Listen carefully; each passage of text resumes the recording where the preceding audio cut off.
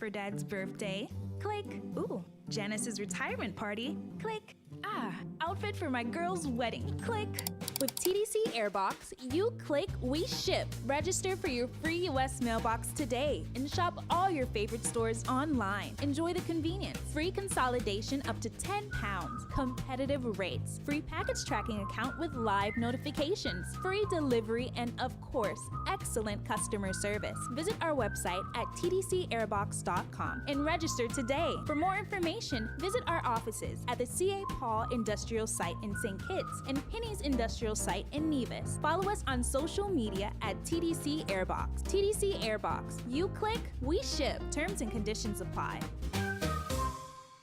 At The Cable, we know being local means supporting our own, and our customers deserve the best. Our customers deserve platinum. So now, all customers of The Cable qualify for our new Platinum Loyalty Card.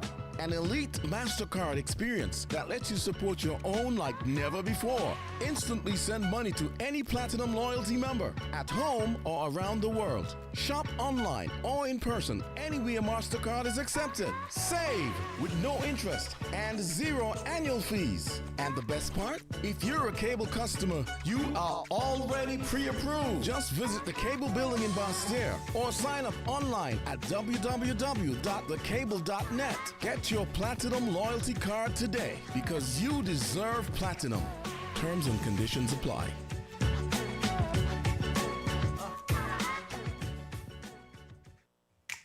Maybe it's the way the brilliant gold liquid reflects our sunshine, or how the bright blue of its label mirrors the clear Caribbean skies overhead. Maybe it's the fresh, crisp taste of this beastly cold beer on a scorching hot day. Maybe it's even the way it brings us all together. But one thing is for sure, Carib is very much a part of who we are wherever we're from in the Caribbean. Carib, it's the way we play. Drink responsibly. People make the world go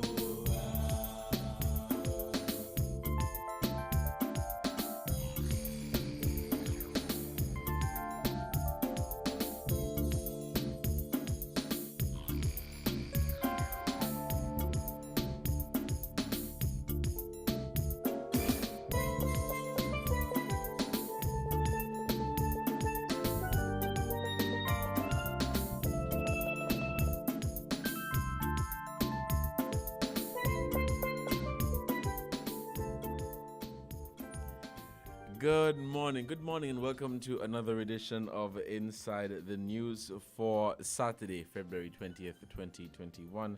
I am your host for today, of course, Devon Cornelius, and we will be having a discussion around World Day of Social Justice.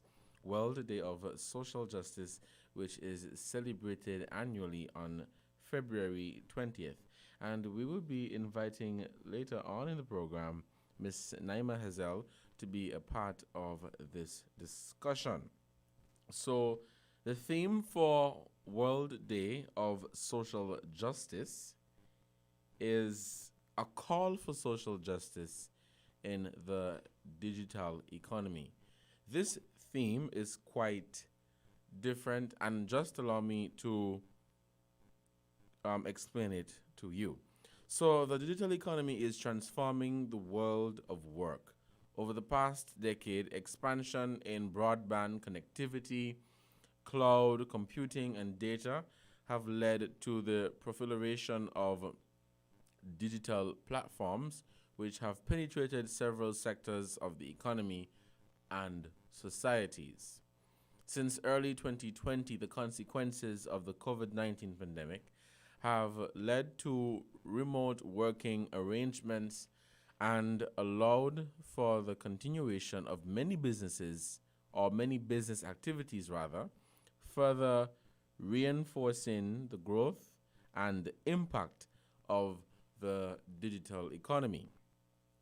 Now, the crisis has also laid bare and exacerbated the growth digital divide within, between, and across developed and developing countries, particularly in terms of the availability affordability, and use of information, ICTs, and access to the internet, deepening existing inequalities. Now, while digital labor platforms provide workers with income generating opportunities and benefits from flexible work arrangements, including for women, persons with disabilities, young people, and migrant workers, they also present some challenges. Now, for workers, these relate to the regularity of work and income, their rights to fair working conditions, social protection, and adequate standard of living, skills utilization, and their rights to fair working conditions, social protection, and adequate skills utilization, and the right to form or join trade unions. Now, consequences of the pandemic, the COVID-19 pandemic, exposing workplace surveillance are also a growing concern, and the risks and inequalities of workers engaged in location-based platforms. Now, for traditional businesses, the challenges include unfair competition from platforms, some of which are not subject to conventional taxation and other obligations because of their novel nature, including with respect to their workforce.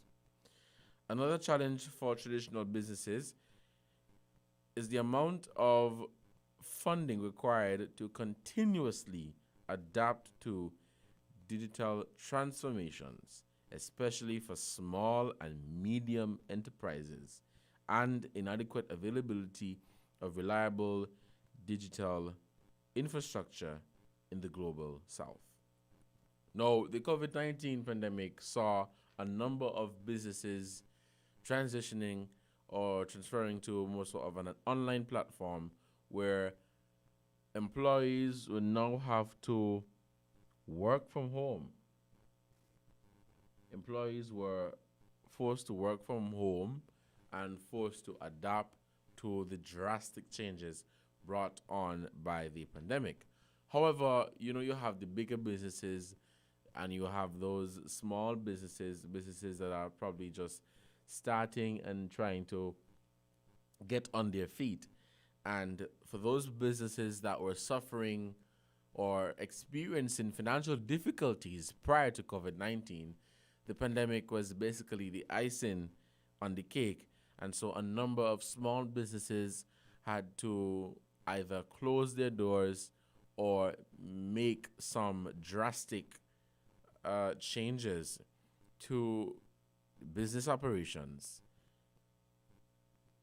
And so we have seen with this whole COVID pandemic where there were some businesses that were able to grow, some businesses that were able to capitalize upon that, and some businesses that basically went backwards. Of course, transitioning to a digital platform, it's easier said than done. And one would understand the level of financial impact that would have on your company. Because if you're just starting your business as a young entrepreneur or you're new into the business world, having to adapt to such a drastic change is going to affect your business. In my opinion, is going to affect your business negatively. And so that was one of the disadvantages that we saw. Now, this study from the United Nations further reads, the regulatory responses from many countries have started to address some of the issues related to working conditions on digital labor platforms. However, there is a need for international policy dialogue and coordination since digital labor platforms operate across multiple jurisdictions. The promotion of national, regional, and international multi-stakeholder policy dialogue and coordination is also vital to ensure regulatory certainty and the applicability of universal labor standards, given the diversity of responses by countries and platform companies. Transformations, especially for small and medium enterprises, and inadequate availability of reliable digital infrastructure, in particular in the global south. The regulatory responses from many countries have started to address some of the issues related to working conditions on digital labor platforms. However, there is a need for international policy dialogue and coordination since digital labor platforms operate across multiple jurisdictions. The promotion of national and regional dialogue, yes, is also vital to ensure the certainty of universal labor standards. Now, this year's commemoration supports efforts by the international community to search for solutions to achieve sustainable development, poverty eradication, the promotion of full employment and decent work, universal social protection, gender equality, and access to social well-being and justice for all. Consequently, it aims at fostering dialogue with member states and, of course, relevant UN institutions and other stakeholders on actions needed to overcome the digital divide, provide decent work opportunities, and protect labor and human rights in the modern era of digital technologies. Now, it says, well, with the background of the World Day of Social Justice, the International Labour Organization unanimously adopted the ILO Declaration of Social Justice for a fair globalization back in 2008 on June 10th. This is the third major statement of principles and policies adopted by the International Labour Conference since the ILO's constitution of 1919. It builds on the Philadelphia Declaration of 1944 and, of course, the Declaration on Fundamental Principles and Rights at Work of 1998. The 2008 Declaration expresses the contemporary vision of the ILO's mandate in the era of globalization. Now, this is a rather interesting topic as we are seeing all across the globe, across the region, and even here in our home country, St Kitts and Nevis, we are seeing drastic changes. We are seeing businesses are no longer, there are some businesses that don't even have an office now, where employees would have to go to work physically. A number of transactions are being completed online. Businesses that were doing everything manually are now doing it online. And I would not say it's just because of the pandemic, because there were businesses prior to COVID-19 who had plans of transitioning to a digital platform. But the pandemic is what, in my opinion, speed up the process and make that shift faster. And so it was always on the board. It was always a part of their plan to make that change and to transition. But because of the pandemic, that was able to speed up the process. Now, I've been talking for some time, so we are going to say a quick thank you to our sponsors. And when we return, we will continue our program for today. Stay tuned to Inside the News. We are having a discussion on World Social Justice Day, or World Day of Social Justice, rather. And the theme for this year is a call for social justice in the digital economy. I'm your host for today, Devon Cornelius. Stay tuned.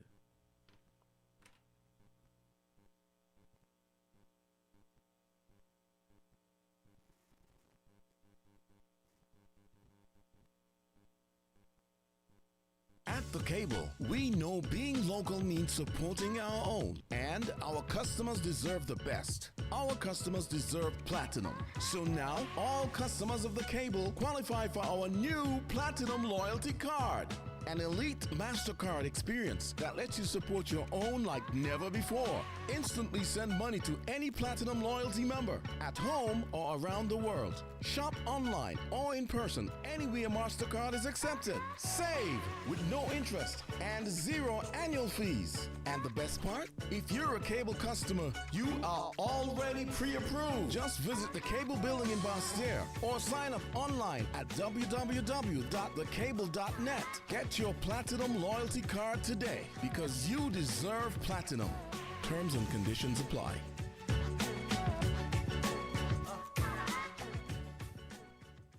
Imagine a place that has all that you need, all of the things for your business to succeed. Furniture, copiers, laptops and more. TDC Business Center is your #1 store. Print and copy and scan and fax. Our copy center does all of that. If you're having a party and you need chairs and tents, we've got all your needs and grand rentals for rent.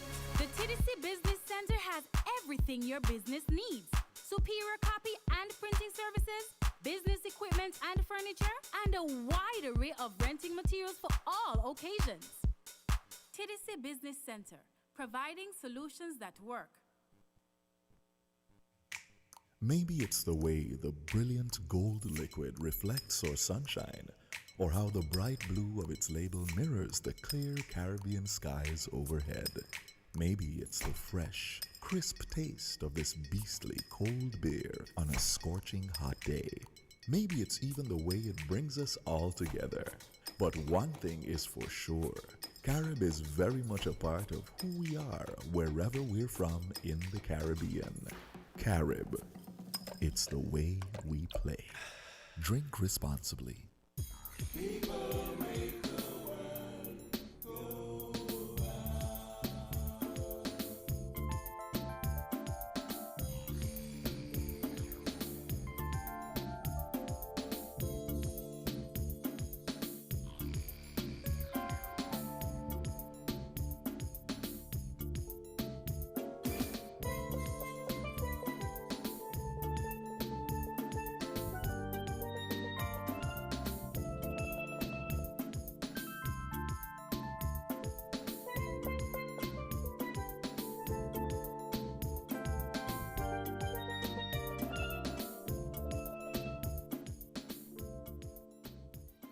Welcome back to Inside the News with your host for today, Devon Cornelius. We are having a discussion on World Social Justice Day, or World Day of Social Justice. And let me just repeat the theme again, which is a call for social justice in the digital economy.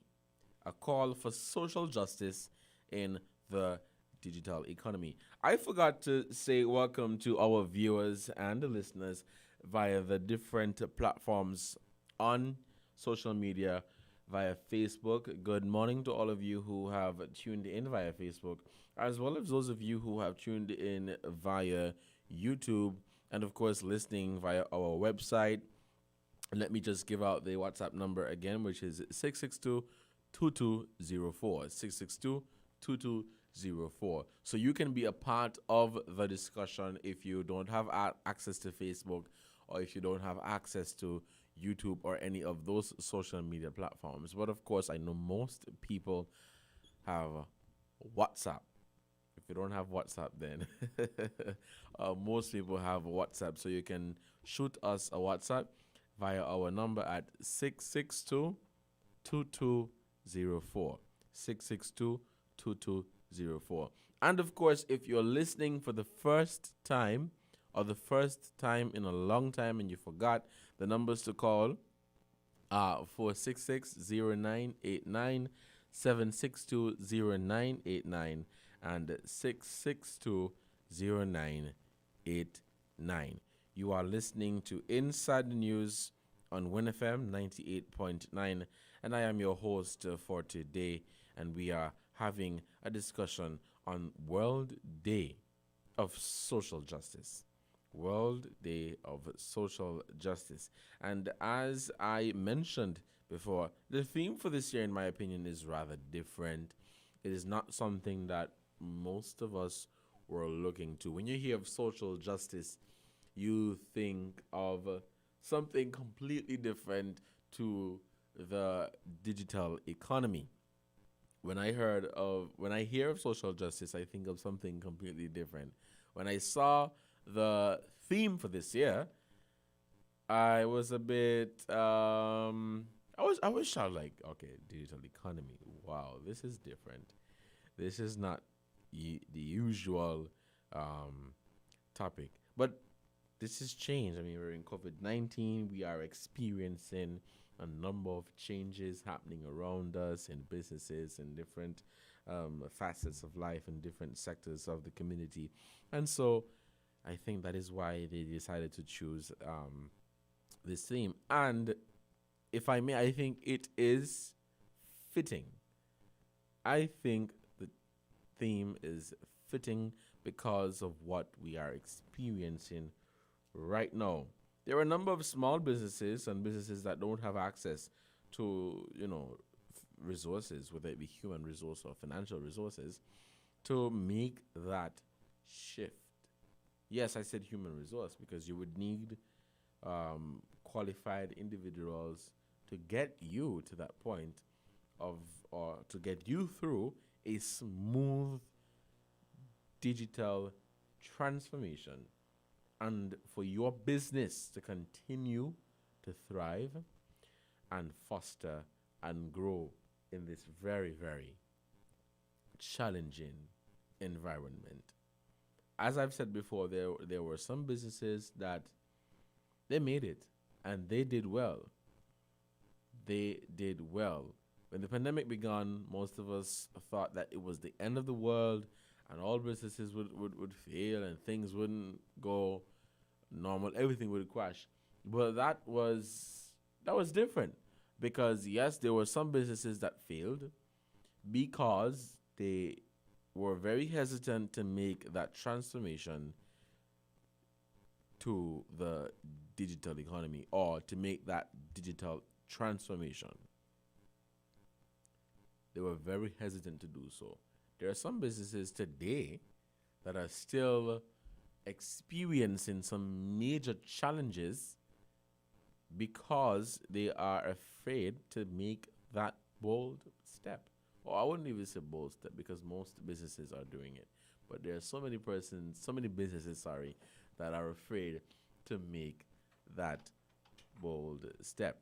So if you're just tuning in and you're just being a part, listening to our discussion, we are having, or the theme for today is World Day of Social Justice. And the theme chosen for this year, 2021, is a call for social justice.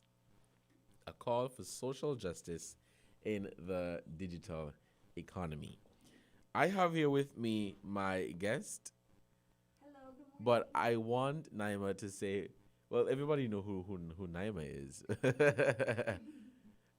Your headphones, Naima. Hi, let me put on my headphones. I'm sorry, I'm apologizing for my lateness. It's actually my Sabbath. I don't usually work on Saturday, but it was such an important topic Yes. when Jay called. So I was in the middle of my prayers and I realized, oh, you're running very late. So Oh, I'm so sorry. I'm sorry. I love WINN FM, but it didn't come before Jesus today. So Well, Naima, welcome, and Thank I'm you. looking forward to having a very good discussion around this topic, which I've said before. I think it's different because when you hear of social justice, you think of all kind of things Yeah. except the digital economy and Yes, digital actually. transformation. So I'll just allow you to say some opening words, and then we can go from there. okay, well, I just stepped in, but yeah, I'm happy to be here. I think most people know me, Naima. I do a lot of work actually in the area of social justice. I think sometimes when we think of social justice that we imagine like in the world, we think like, oh, Black Lives Matter, Yes. and oh, this thing's happening in this place, and oh, the protests in Nigeria, SARS.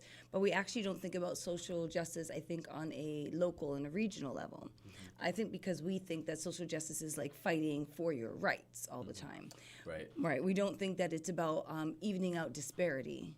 And if we think about it in terms of evening out disparity, then really we would see that there's a real call for social justice in the Caribbean, because, you know, we have social disparities, economic disparities, racial disparities, maybe not here in St. Kitts and Nevis so much, but racial disparities in a lot of the rest of the region. So it's, of course, it's a World Day of social justice, so of course it's very important. So I hope that today we'll be able to focus some of our discussions on local and regional, and also ways that people don't look at social justice as outside of themselves, but also each of our individual responsibility in relation to social justice and doing our own part to contribute to the greater good.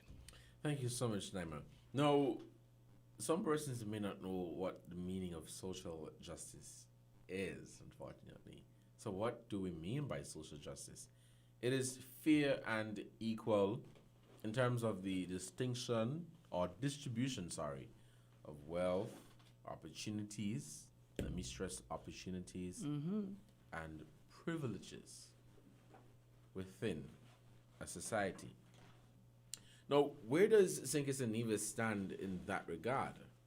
If one is interested in becoming advocates or volunteers in attaining equal distribution of wealth, opportunities, privileges, where can they start? Well, everywhere. It starts everywhere. Okay, I'm going to use an example that's very St. Kitts and Nevis. I use it a lot because I've come on this channel a lot for the children's home. So if we think about the children's home by the definition you just said, in terms of fair and equal terms, the distribution of wealth, opportunities, and privileges, we already have a set of children who are very vulnerable, you know? Every time you go to like a children's home walk, which unfortunately we don't have anymore, it's so sad. But every time you go to a walk or you support a charity, you are contributing in a way, because those children are already at a disadvantage. They've come from homes where they don't have two parents. Sometimes they're orphans. Sometimes their parents are just not able to care for them. Sometimes there's backgrounds they have. It could be physical abuse. It could be emotional abuse. It could be psychological abuse. It could be neglect. It could be a parent who struggles with drugs. It could be a parent who struggles with mental health. It could be so many things, but unless we see, oh, these people need help, you know, it's not good enough to say, like, I am okay. We have to make sure that everybody, particularly our children, the most vulnerable, particularly our women, which sometimes can be quite vulnerable, and other areas in our society. So it's all of our responsibility to get involved, even in our communities. So like with COVID, I think that social justice, people wouldn't think it in the same way, but COVID really brought out the disparities. It did. Yeah, it really did. So if you didn't know you was Po before COVID, then you were like, I thought I was doing all right. But during COVID, we was all Po. We were all really struggling, you know? Definitely. Yeah, and it really did a big chasm between the rich and the poor, even here in St. Kitts and Nevis, because some people could afford to live very comfortably and other people couldn't barely even eat, you know? So social justice is important in those areas. And there's a lot of, I want to say, I shouldn't have used the word a lot of, because there's not a lot of NGOs in St. Kitts and Nevis. There are a few NGOs in St. Kitts and Nevis, which I actually would like to speak about a bit later, because I think we have a confused idea of NGOs. But there are a few NGOs in St. Kitts and Nevis. But even then, during COVID, you have to even it out. So I work with a very quiet NGO. We have a very anonymous donor, and we work with a project called the Band-Aid Project. And during the Band-Aid Project, we were able to help. I don't think people even know the people who are involved in the Band-Aid Project, but people that they know, but they don't even know they do that work. So we were able to help people with food and vouchers. We were able to help over 5,000 families for the last year with food and vouchers every single week, every single month. Tourism workers, people who are out of work that normally nobody would think needs help. Like tourism people work all the time. We don't feel sorry for them. But the social justice is bringing everybody to the same level. And right now we can see that we're not at the same level. And more work has to be done to make sure that everybody is enjoying the same rights and the same privileges and the same opportunities. You know? Right. Now, what resources? Because we understand that it's basically social justice is something that is equal and making sure that we all have access to opportunities and privileges and all of that. But what resources would be available to someone who is, I don't know, I don't really want to narrow it down, but what do you think? What resources are available to anyone who wants to pursue social justice? Oh, well, there's so many, you know. I want to give you I guess I could narrow it to a list, but really, I think even with the specific was digital in the digital Economy. in the digital economy. So for me, we have a lot of resources. So the digital economy itself is a resource, you know. We never used to be able to use Facebook and Instagram and Twitter to even get messages across. So the social media and the digital form is an excellent form of advocacy. Advocacy is a really important part of social justice, which is just a definition. Advocacy is just easily just standing up for something that you believe in. Right. You're an advocate. So I'm an advocate for youth or an advocate for children. You might be an advocate for women. Say you belong to CWIL. You're an advocate for women's participation in decision making. If you work, I see you looking here with the protests. So you can be an advocate for human rights. So people are advocates. So a tool that we have, which is free, is social media, which is a great place for us to advocate. Right. And a lot of the times we'll go on social media and people do advocate, but mostly just about politics, Yeah, you know? right. And a lot of the times we don't advocate about actual social issues. And I know it's hard for everybody to understand, but not every issue is a political issue. A lot of issues are social issues. They actually affect everybody. It doesn't matter if you're Pam, Labor, Unity, Billy, Bobby, Tommy, Susie. It really Shaniqua, Tyrone, Deshaun, it doesn't matter. Right. Social issues actually affect everybody. So they're actually, it doesn't divide us more, it should be bringing us together. So there are, we have social media. And then there's been a real thrust in our communities to start, I think people are calling them NGOs, but really a lot of them are CBOs. They're community-based organizations. And that's just as good, you know? The difference between, I think people, what they misunderstand about NGOs is an NGO is a non-governmental organization. Right. So it is a community-based organization that's based in civic society. Like you're part of the civil response to ills. The government has their own response. It's the government's response. And then you have a civic society response. So that is really an important area where we can continue to build, because as I said, we don't have that many NGOs in St. Kitts and Nevis. In the last week, I actually had my book here because I actually had to go through a list to do my own algorithms this week and realized I actually work with 11 NGOs in St. Kitts and Nevis, or CBOs. So there are people who are thought there trying were to less. start. There's not that many. Some are really just registered with community development. Some are formally registered with financial services, which to be a registered NGO, you have to be registered with financial services. You have to go through the legal process of registering, of having a board of directors, of having a mandate, goals, plans. It's not just strategic plans. It's not just, oh, I think I'd like to have a group. I'm going to get me a secretary and a president and a vice president. We're going to meet every week, which is the biggest part, getting people to meet every week. So really, it's important for people who are out there doing CBOs who want to get international or regional grants, or because that's where the other resources, the money is in grants. So if you want to get grants like international or regional grants, you're going to have to register as a formal NGO with financial services. If you just want to work in your community, you can go ahead and register with community services. You're just not going to get some of the benefits in terms of like duty free or whatever things you bring in, like churches. Churches are NGOs, Right. which people don't understand. So they're non-governmental organizations. So we do have a lot of NGOs. So we do.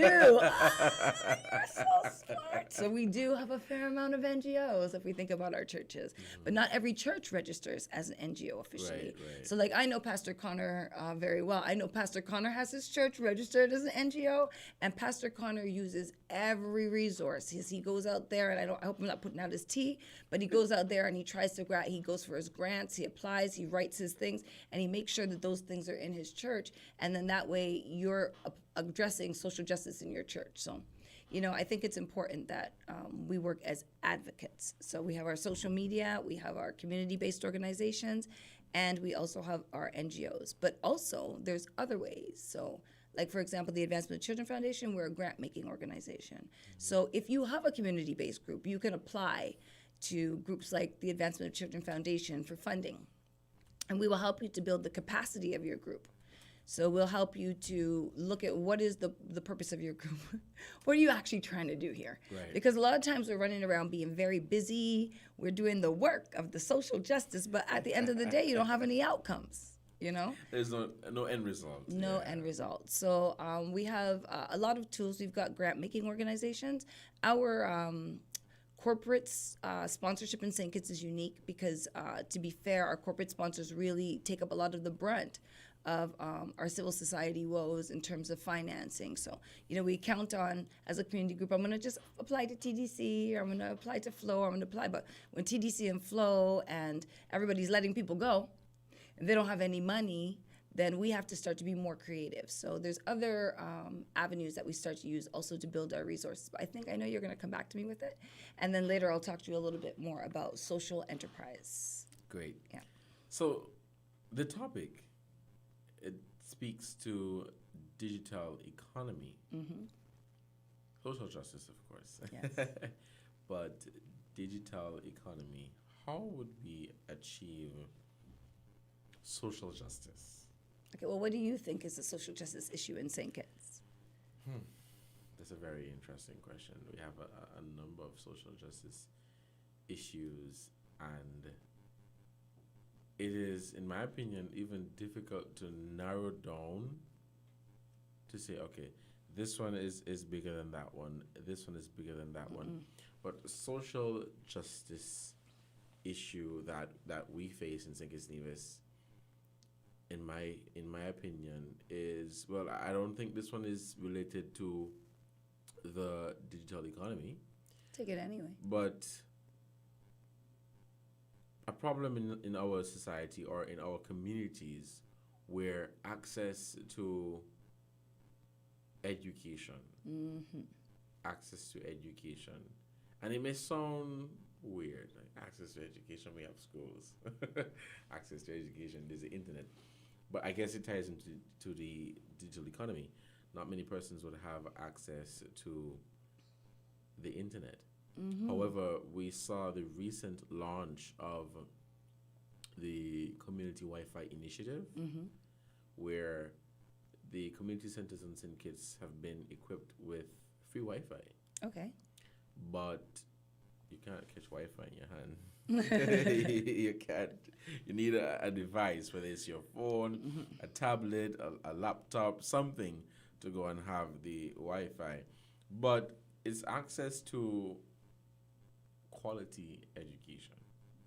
Access to quality education, I think that is lacking. Yes, we have the schools, we have private schools, public schools, we have some of the best teachers, but even though we have some of our children who are in schools, I don't think they get that singular attention. And so you may be in a class with, I don't know, 20 people, 30 people, and the teacher is there teaching, but you're left by yourself because you may be slower than the others. Yes. Or struggling to read or speak. I had a client tell me this week they had a child struggling to speak and they roughed them up in the school and they didn't like it. Your That's example my is an take. excellent example. And it has so many different aspects Yes. of it. Because that's a great area to look at for us, education. Because we've done education the same way for a long time. And even when we make shifts, we don't really shift in our thinking. So there's lots of training out there, lots of capacity development and capacity building. Yes, but it yes, doesn't yes, help if yes, you have the yes. capacity, but you don't actually change the skill. Like if you don't apply it, it doesn't help that you did the training. Or if you go away and you do a training, you don't come back and teach others, you've not really advocated anything. You've just taught yourself something that when you die, it's going with you, Which is sad. Which is sad. But the issue that you just brought creates actually a lot of social ill and disparity in our society as we look up the cycle. So what I think for us is sometimes we're very short-sighted in seeing our problems. We see the problem and we try to tackle the problem as it looks to us, but we don't look at how it's going to look in the future. So to your issue, one of the organizations I work with is I'm actually managing director of, is a group called TAB, which stands for Teacher Boy or Teacher Block. And it's about, and how it started, it was a regional organization that started when we noticed a disparity in young men dropping out of school. So why are so many young men leaving school now? I was a guidance counselor, so I knew at the time, well, they turn 16 and people put them out of school, you know. And it was the same across the region. In some places, it's actually even worse. But we thought maybe it isn't that the boys turn 16 and leave the school. We're looking at like, oh, what do we do with the school leavers? But how did they become school leavers? So when we started to trace back and look at the research, we learned that all the way down third grade, like in St Kitts, we start streaming in like third grade. Young men are very differently, they develop differently than girls, so they're always a little bit behind. So, you know, we start to stream them, and then our boys start to think they're behind. And boys learn differently. They're very tactile, but we don't teach tactile skills. Right. They like to play, build, you know, but we're losing like all our engineers in the primary school. So our idea was, what if we created a program that introduced technical and vocational education in the primary school? Because then when you get to high school, then you would just be refining the skill. And by the time you hit, say, an AVEC or the college, then you would be learning to monetize the skill, which would then solve a problem of economic disparity, because then you'd have all those young men who don't have work coming out of school and don't have skills, and it would also, and they would now have their own work because they created their own work. And then you'd also have a less crime, because you have less young men who don't have means, or young people who don't have means, so they wouldn't have to do the illegal things they have to do to get crime. And that's just a simple thing. But because we don't identify that this is a problem, we don't seek solutions. So what I say today, instead of us just talking about being advocates, we have to start looking at seeking solutions. We're excellent at complaining. That's what we use our digital age for. We just complain. We just use it to go on and complain about this should be like this and how this never happened like this and who that people be, and I never even know who the people are. You know, and this code name and that code name and this, that's what we're using it for. But we could really be using it to advocate for issues that are important. And those are issues that are important. Every parent experiences that. If you're an individual parent and you see your child is falling through the cracks, and what we found in the research is teachers, I'm sorry, don't like to teach non-academic students. And then a lot of those boys, because they're not learning, or young people, because they're not learning, we don't really have assessments in the schools in that way. There's not a cross-board assessment. And then if you have to get an assessment, you have to go to Cotton Thomas, and then we have a stigma that comes to going to Cotton Thomas, and the parents are afraid, if I take my child to Cotton Thomas, are they going to make my child go to Cotton Thomas? And then people are going to think that my child has special needs, and it's a lot of stigma. So it comes from our own social disparity. It's in the mental, you know, it's in our heads. So we have to start even using the digital to shift the way that we think about each other and how we provide for each other, and that we think that everybody is entitled to the same rights and opportunities, because I don't even think we really believe that in St. Kitts and Nevis, that everybody is entitled to the same things. We think some people are not entitled. And we think some people are entitled to more. You know, we think some people don't deserve anything, you know? So we see it in so many areas of our systems, but education to me is key, because it's so many different things moving at the same time, but if you don't identify what the factors were that contribute to social ill, it's hard for us to then say that we're social advocates or that we're trying to seek social equity, because we don't really even understand the problem. So. But you know, Naima, as we're talking about education, we saw early last year, when we, you know, had to go into lockdowns, a number of schools, let me say a number of students were forced to adapt to that drastic change. Yes, that's where you're going. Online learning. But they don't have online services. But they don't have the services to get right, online which comes learning. from which disparity? Economic and social disparity. And the assumption, and that's where I say in what we don't think, our assumption is that every child has a device because they're always online. Yes. But you don't actually know, because maybe in your house, all your children have devices, but somebody else's house has no devices. So we actually had one of the families that one of our counselors in the group worked with, and that family had 8 children in it, and they all have to do school. They're all interested in school. They have one device between them, like the mother's phone. Wow. How does 8 children do work on the one phone? And then when the children fell in the school, nobody's saying, oh, it's because they didn't have the phone. And we also assume that teachers have devices. Yep. Okay. Because, I mean, I remember there were students who have their laptops or whatever, and the teacher doesn't have A laptop, So yeah. it's like, Which I always thought was interesting because we made sure all the children had computers, but we never did. And then we went back and we started to make sure the teachers had computers. And then even now, you have to also think about how you replenish your programs. It can't be that a program that happened, oh, we gave them computers 8 years ago or 10 years ago. no, that's 10 years ago. Those computers gone. You're lucky if they made it. And then, oh, they can't take care of them, but that's not realistic because in your own home, your children don't. Like, my son will mash up an iPad in a second. It's like you're going to put a screen Right. on that with that crack and not Right, let it cut your right, finger, you know? right. So we also assume, one, that all the children have access to digital, and then what you said, which is key, Wi-Fi, which is key to the world right now. If you don't have Wi-Fi in this particular age, especially in the COVID-19 age, you're almost shot. You can't do a meeting. If I have one more Zoom meeting, but you can't even Zoom, you know. You couldn't do a Zoom meeting. That means you can't be in your classrooms. There's so many things that we assume, you know. So when we see the kids and they're in their class, we just assume everybody has a computer, but it's not fair to assume that. So that creates a disparity. Now those children are at a disadvantage in their learning Great. and then in their life. But you know, as we're talking about children who were unable to make that shift, businesses too, Businesses as well. and it's long before COVID. Now there are some people who they won't walk around with cash, just their debit card and the credit card. Imagine, and it happened to me once. Imagine going to a store to shop, and in your mind, just how we think that all children should have a device, in your mind, you're thinking that, well, you're supposed to got the debit. Everybody has a debit. It's happened to me. I feel ashamed to say, but it happens to me. So I had to put back everything. You put it back? Yeah. Oh, you 'cause should I have had asked no them if you time. could come back. They weren't going to let you come back. No. Oh, they let me come back when I Oh, forget. they did not let me come back. Let me not say which store lets me come back. Yeah. But that's the reality. That is the reality. And so, as I said, it's long before COVID. And I don't think it's because the business did not want to do it. They probably could not afford to do it. Or they probably were not given the opportunity to do it. Yeah. So, social justice. Social justice. And you think, but now that's a whole livelihood.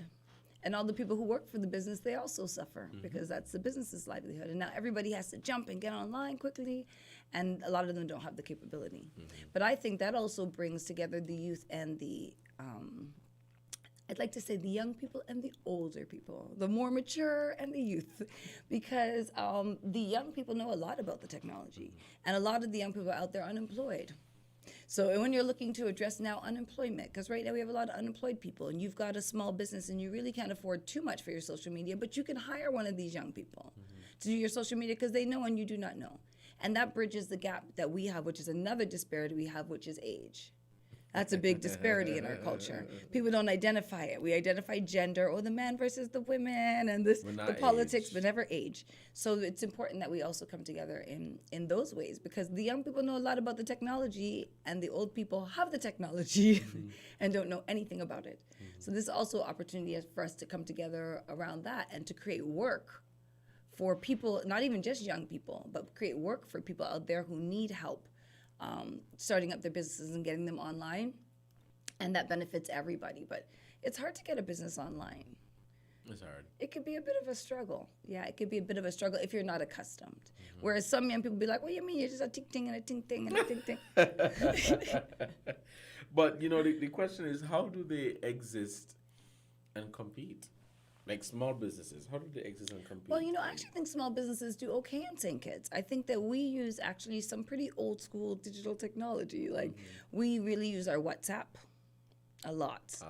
Yeah, I didn't even realize that people pay attention to what you promote on WhatsApp. I learned my lesson. I brought all these people out to a walk all the way in St. Paul's, and I hear them say, Naima, are you here? And I'm like, oh, I did post that, didn't I? Good thing I came, because it's all the way in St. Paul's, you know. But yeah, so people are use the tools you have, the Facebook, the WhatsApp, and also use the knowledge you have of your community. If you know what the needs are of your community, like gear your business towards specific needs. Now we're not in an age where we can waste. So if you know you had a business and your business was something that was a thing that people didn't necessarily need, and now they have less, we have to also refine our businesses in the digital age, you know? So I don't know if that answered your question. I It don't think did. it did. Did it? It did. It Okay. did. It did. Okay. But Naima, we've been talking for some time. Let us take a break because I want to drink some water. Oh yeah. I got my breakfast in my bag. You don't know. And when we return, we will be right back. At The Cable, we know being local means supporting our own, and our customers deserve the best. Our customers deserve platinum. So now, all customers of The Cable qualify for our new Platinum Loyalty Card. An elite MasterCard experience that lets you support your own like never before. Instantly send money to any Platinum Loyalty member at home or around the world. Shop online or in person anywhere MasterCard is accepted. Save with no interest and 0 annual fees. And the best part? If you're a Cable customer, you are already pre-approved. Just visit the Cable building in Bastere or sign up online at www.thecable.net. Get your Platinum Loyalty Card today because you deserve platinum. Terms and conditions apply.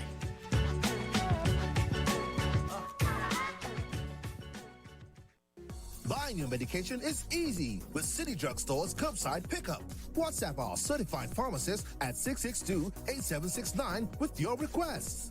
For prescriptions, take a clear photograph and send for review. We will engage you in dialogue and then provide a quotation and link for payment. You can then pay via TDC's online payment portal. And once the transaction is complete, you'll be notified that your pickup is ready.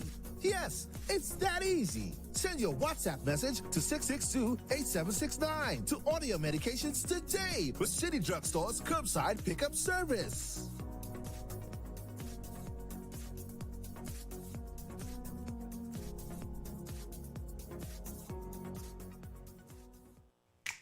Maybe it's the way the brilliant gold liquid reflects our sunshine, or how the bright blue of its label mirrors the clear Caribbean skies overhead. Maybe it's the fresh, crisp taste of this beastly cold beer on a scorching hot day. Maybe it's even the way it brings us all together. But one thing is for sure, Carib is very much a part of who we are wherever we're from in the Caribbean. Carib.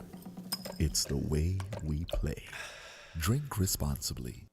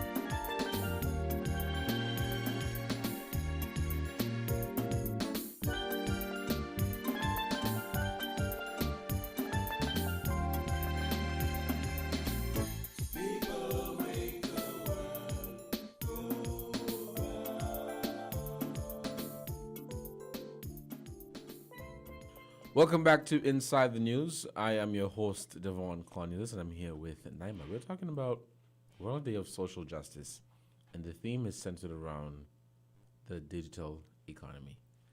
Naima? Oh yeah, I was actually saying we just finished talking before we went on the break. We were talking about how it was affecting businesses. Right.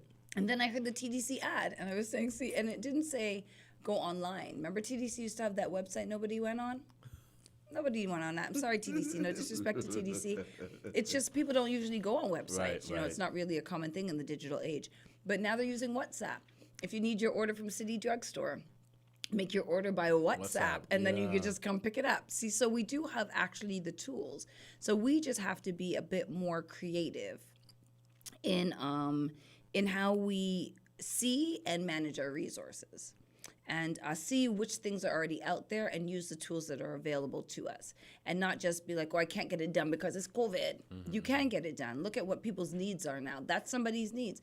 Wouldn't that have been nice before COVID? Right. So, we need to just use them wisely and remember what our resources are. But it is a struggle for businesses and NGOs. Like the children's home is really struggling. I was telling him after I leave this, I have a children's home meeting because, you can't walk digitally. Right. Like nobody's going on the digital walk. So now you have to think of what the organizations that exist in your country are already. How are they existing? Like how are we feeding the kids in the children's home? Right. We can get a little bit of help from the government, but it's never going to be enough when we need like the children's home runs on about $200,000 a year. It takes to run it, and we raise 80,000 of it during the walk run. So if there's no walk run, that means we're down $180,000. Yeah. How do you pay staff? How do you do? So people are generous to the children's home with food, and individual donors will come and they will bring like a check, but it's like almost like living hand to mouth. So we can imagine how families are living, because in our family of the children's home, we are struggling to make ends meet. And I don't think that's ever happened in the history of the children's home, that the children's home's been struggling in that way to make ends meet. So I think, how are people living in their homes? Right. And this is how we have to think. Like, people are struggling. Don't think that because people are putting on a great face that we don't have a social injustice or social inequity, or people are not struggling economically and so they don't need help, because a lot of people are putting on a brave face but they still need help. Right. So it's important for us just to each one reach one and just try to help each other out and support our charities, our businesses, and our neighbors. Right. And it's a very interesting conversation, very interesting topic, as I said before. Because, yes, we have a lot of businesses that are struggling now because of the change, not the change, but a drastic change COVID brought. And some businesses were able to make that change. Some businesses, not so much. Not so much. For example, as you said, there's some businesses that probably had a website. Nobody visited the website. Nobody visited the website. Nobody visited the website. I have a business. Nobody visited my website. So you now transition to something that is more, let me say, youth friendly. Because more people would have WhatsApp. It's like here at WINN FM, we now have a WhatsApp number. So instead of calling, if your phone don't have cash or you have any signal, you send us a WhatsApp. And we have been receiving a lot more traffic, a lot more participation with our programs via the WhatsApp number.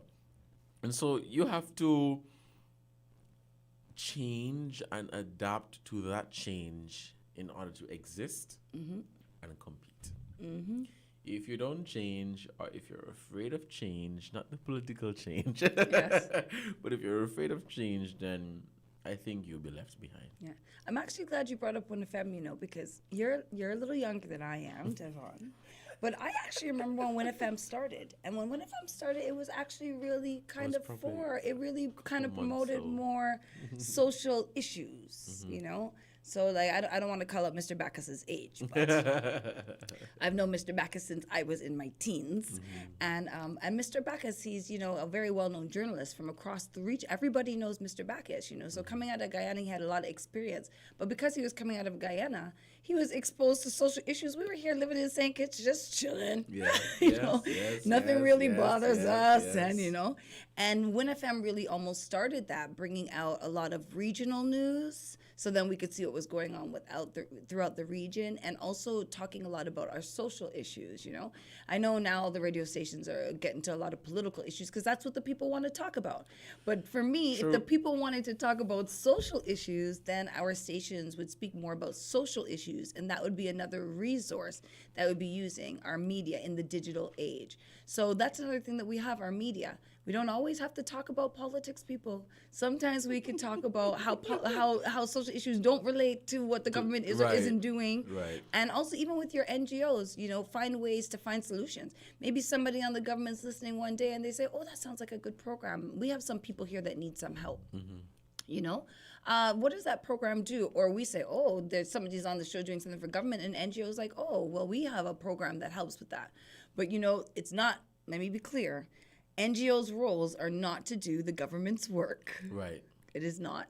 But it is important that we collaborate and work on projects. So like I develop an NGO project, you cannot do it without the government has the resource in terms of human resource. So it might not even be the people, but they know who all the people are. So if you're working in social services and you're working poverty, well, if you don't know who's at community development, you don't even have the data, you know? You don't have the data. Yeah. You know, so it's important that we all work together and we're not divisive. Otherwise, we'll never cure some of the 55,000. We only, mind you, 55,000 people. We won't cure the ills, and that's what I actually find so fascinating. Yeah, about St. Kitts. I'm going to give Nevis because somebody told me that Nevis has 12,000 people. Well, that was at the last census in 2011. Well, so I don't was think like, I it's- didn't even know Nevis had that many. No disrespect to Nevis, but I feel your people, it must be so, you never see really too much people. I think it's maybe close to 15,000. 15,000 people. So we're growing as a federation, you know, but we're not looking at our issues. So our problems are going to grow with us. But before we grow to become a population where it's difficult to manage social challenges, we need to look at our size right now because we're like a small village. We can, anywhere else in the world, we should be able to address the challenges that are happening within our community, but it requires all of us to work together towards a common goal, which is the greater good, which isn't a selfish care about my own good, but how am I doing and how is my neighbor doing and how is that girl down the street doing and how is that person's kids doing. So like back in the day, you'd say, okay, I don't have a computer, but my neighbor has a computer and I can go over by my neighbor's house. But now you can't really go over by your neighbor's house all the time. But if you know that you can do that for your neighbor, that's also a way that you can do as an individual to help to heal the divide, the social disparities in the country. If you know you have more, help somebody who has less. I agree. I definitely agree. But Naima, I want to continue, but we're at the 12 o'clock hour, so we will take a break for the headline news. Let's hear what's on the news. And we will definitely be back at 12:30. Thank you so much for listening and stay tuned.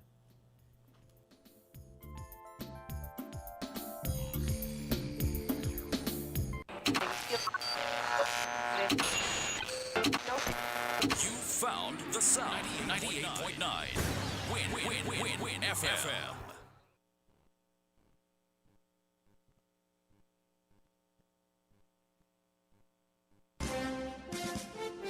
We now bring you the headline news. The headline news is brought to you by Caribbean Alliance, KDP Enterprises, The Grange, and Carib Brewery.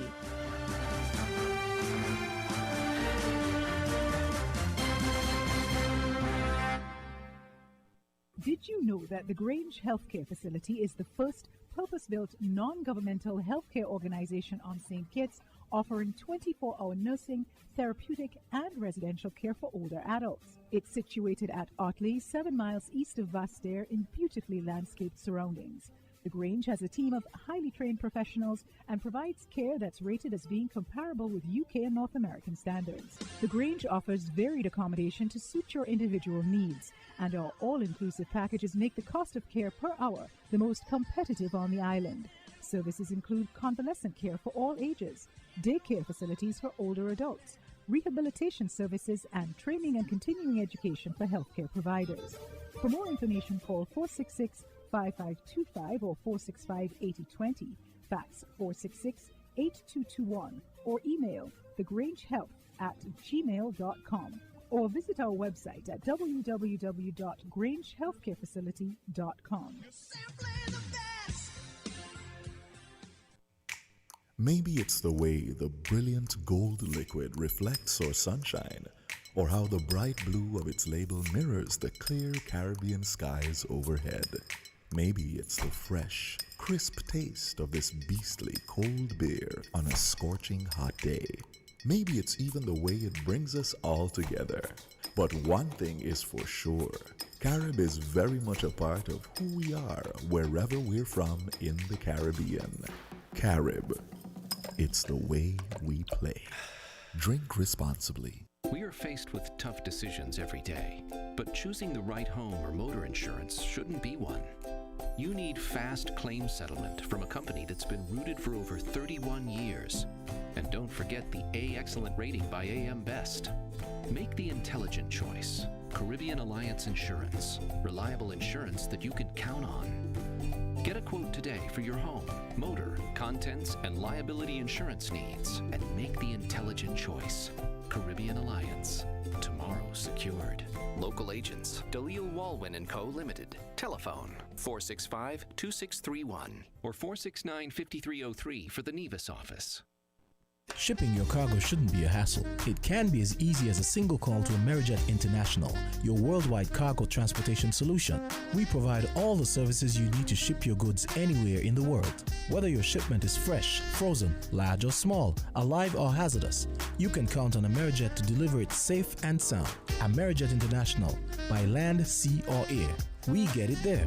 For more information, visit us online at www.amerijet.com or call us at KDP Enterprises, telephone number 466-9595.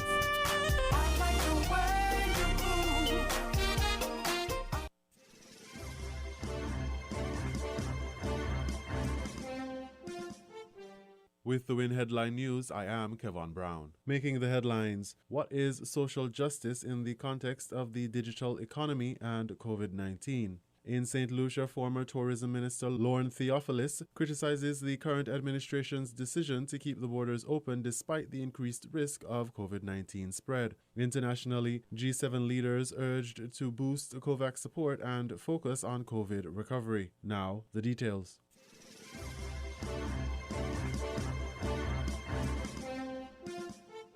Today, February 20th, the United Nations and its member states celebrate World Social Justice Day. What do we mean by social justice? Fair and equal in terms of a distribution of wealth, opportunities, and privilege within society. The resolution was adopted by the General Assembly on 26 November 2007 and declared that starting from the 63rd session of the General Assembly, February 20th, 2008, will be celebrated annually as World Day of Social Justice, with a commitment to promote national and global economic systems based on the principle of justice, equity, democracy, participation, transparency, accountability, and inclusion.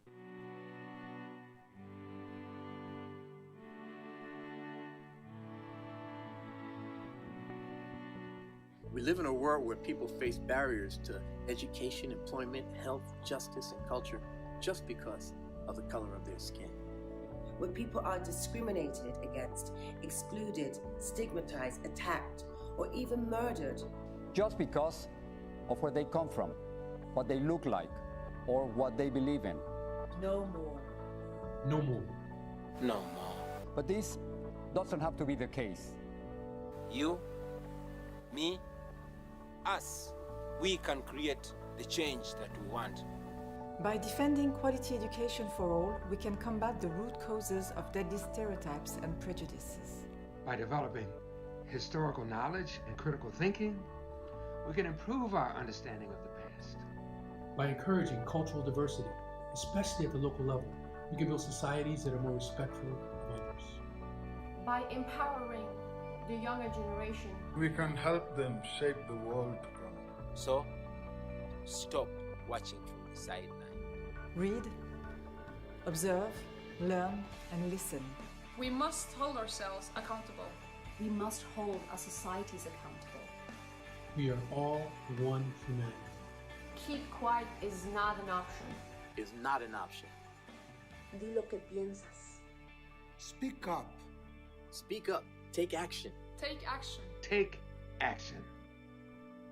The 2021 theme is a call for social justice in the digital economy. In the context of COVID-19, the theme looks at fairness, workers' rights, and opportunities surrounding the operation of businesses, big and small, within the digital space. In the UN's statement on the theme, it stated, while digital labor platforms provide workers with income-generating opportunities and benefits from flexible work arrangements, including for women, persons with disabilities, young people, and migrant workers, they also present some challenges. For workers, these relate to the regularity of work and income, their rights to fair working conditions, social protection, and adequate standard of living, skill utilization, and the right to form or join trade unions. Monitoring practices and workplace surveillance are also a growing concern. Concerns of the COVID-19 pandemic are exposing the risks and inequalities of workers engaged in location-based platforms.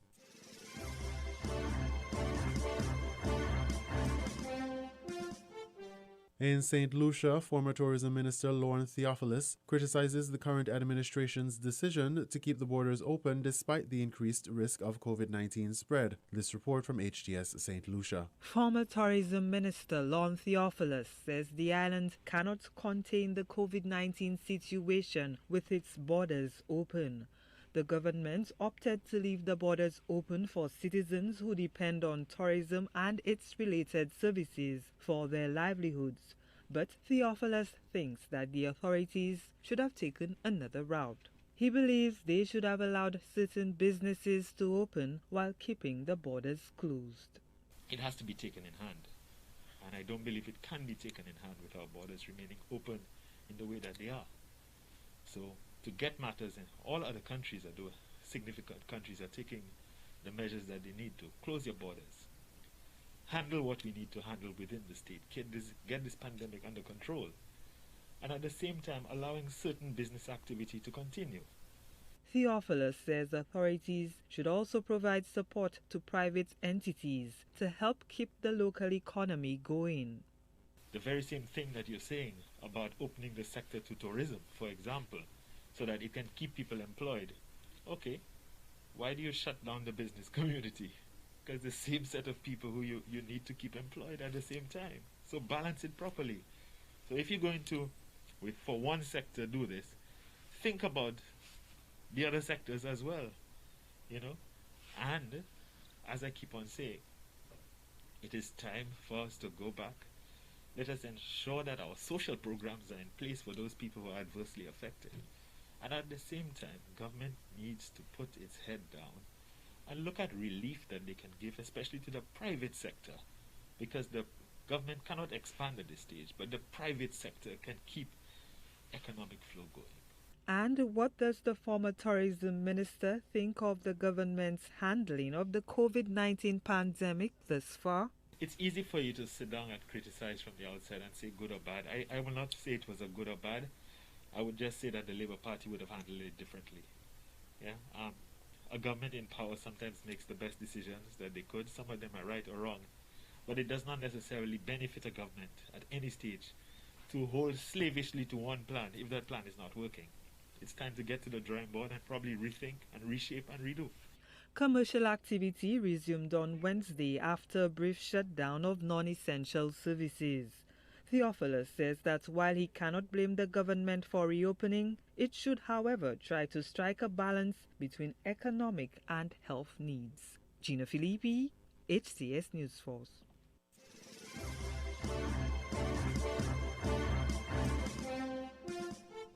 Now this COVID-19 and vaccine rollout update from Barbados Today aired Friday night, February 19th. A 60-year-old man and a 93-year-old woman lost their fight to COVID-19, bringing the death toll to 31. According to the COVID Communications Unit, the 60-year-old man, who had underlying conditions, was a patient at the Harrison Point Isolation Facility for a month and spent his last 18 days on a ventilator. The elderly woman, who also had comorbidities, died at Enmore on Thursday night. Health Minister Lieutenant Colonel Jeffrey Bostic expressed condolences to both families and urged Barbadians to get vaccinated to safeguard against serious forms of COVID-19, which result in hospitalization. Today, there were long lines at vaccination centers as Barbadians took up the opportunity to get the AstraZeneca vaccine. At the West Terrace Primary School, the queue snaked well past the gate, and some told Barbados Today the system should be improved to avoid the long wait. Not very nice to talk because I leave and went home, had some fruits and some water and came back. And, that's it. So what recommendation would you have? I personally feel that they should have some kind of ticketing system that you could give the person a ticket and they could go and cool up underneath the trees there until they're ready. We have people that sit down in chairs and all that kind of thing across the road, and I personally don't feel that's good enough. I'm here to get a vaccine because I do a lot of traveling and I feel it's worthwhile getting it. So I'm proud to be here in the line stand up for 3 hours only. The need to have some alphabetical system. From A to thing, we will do your thing. From that to that, so that the whole country don't turn up. So that's what it is. And persons that over 70. You know, they're in the line for 3 hours. That's not fair, especially some that got challenges in the hot sun. So if they do the, as he said, the alphabetical order. You would know that you can't. Yeah. So when do you come? You sure you think? Okay. And we cut down the large crowd. And then yesterday they start early because they ran out of the stuff. And they're going to have it again today if they don't sign for supplies. I was here from 8:30. I really think that the wait deserves it because we want to get rid of this virus. And to get rid of this virus, to make people more secure, being among each other, is to have the vaccine. I know it's a long wait. I know that everything, patience is about the main operative word at the present moment. So everyone here has to be patient. One of the things I think though is that the older folks who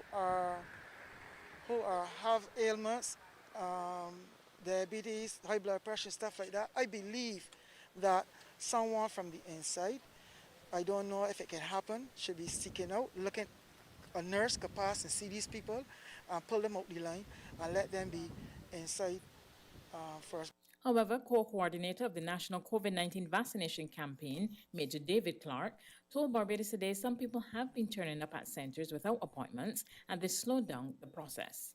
When I was able to go there, I was able to explain to people that we're only doing people 70 years and up, and we're doing according to category. So the first category was 70 years.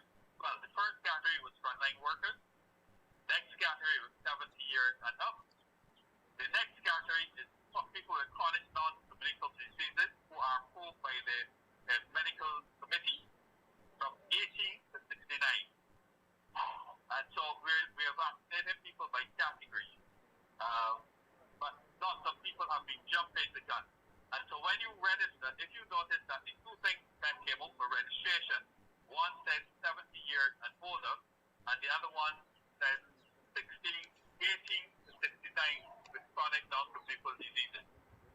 So you have to wait until your slot comes when you can register for your particular age group.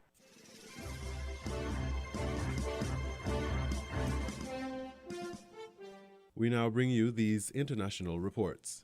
Under pressure from the United Nations and the World Health Organization, G7 leaders promised to step up their efforts to make vaccines available worldwide. Make sure everybody gets the vaccines that they need so that the whole world can come through this pandemic together. And I know that several colleagues have already announced that ideal, and we in the UK strongly support it.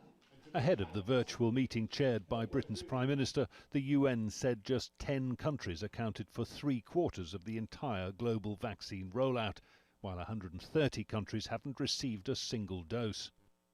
The WHO has warned of a catastrophic moral failure that will be paid for with lives and livelihoods among the world's poorest. Vaccine equity is not just the right thing to do, it's also the smart thing to do. G7 pledges of funding and future vaccine donations have been welcomed, but countries like India and South Africa want shared access to vaccine patents. What we are calling for are reforms in how patents are handled. In this case, because this should be a people's vaccine, as many countries as possible who have the capacity should be able to produce this vaccine for themselves. This current strategy where Africa has to wait for leftovers from the rich countries is not going to end the epidemic. Only France and Germany have considered making some of their own vaccine stocks available to developing countries now. The French president has suggested donating up to 5% of existing supply. He has support from the German Chancellor. I stressed in my intervention that the pandemic is not beaten until all people in the world have been vaccinated. The G7's pledges are progress, say campaigners, but not enough. Jonah Hull, Al Jazeera.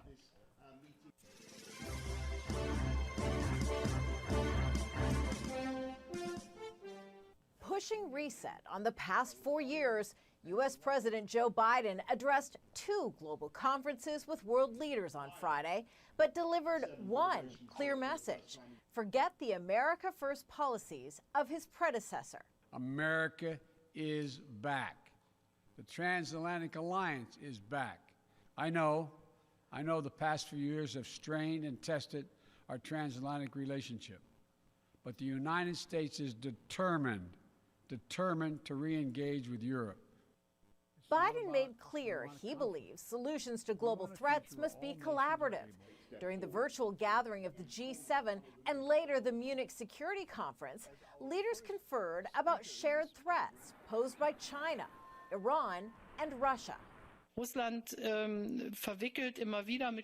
It is very important that we develop a common transatlantic Russia agenda, which on the one hand makes cooperative offers, but on the other hand clearly identifies differences.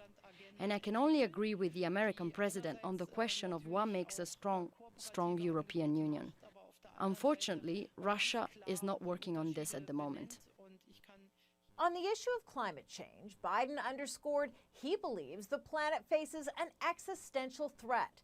Even as the United States has officially rejoined the Paris Climate Accord, Envoy John Kerry apologized for precious time lost and pledged the United States will do all it can to meet emission reduction targets.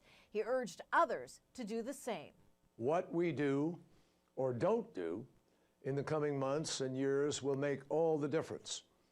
But Biden says the most imminent global threat is the COVID pandemic. The United States has pledged an initial $2 billion in funding for vaccinations for developing nations. French President Macron pushed back, saying what's needed isn't money, but an immediate vaccine supply. Many critics believe developing nations are being overlooked when it comes to vaccine distribution. Si nous savons faire ça, alors l'Ouest. If we announce billions today to supply doses in 6 months, 8 months, or 1 year, our friends in Africa will be under justified pressure from their people to buy doses from the Chinese, Russians, or directly from other laboratories.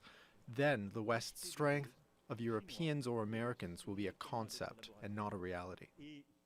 As Biden repudiated the nationalist approach of his predecessor, Donald Trump, he acknowledged challenges to preserve democracy remain both inside and outside the United States. Democracy doesn't happen by accident.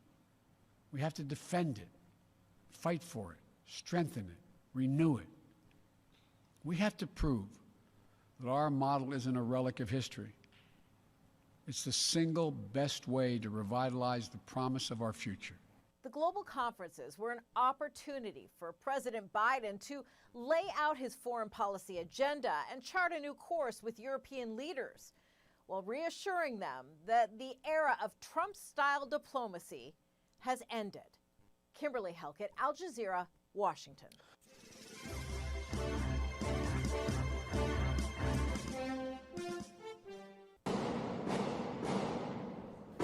Guns fired in broad daylight, and in the middle of the night, bullets flying over slums.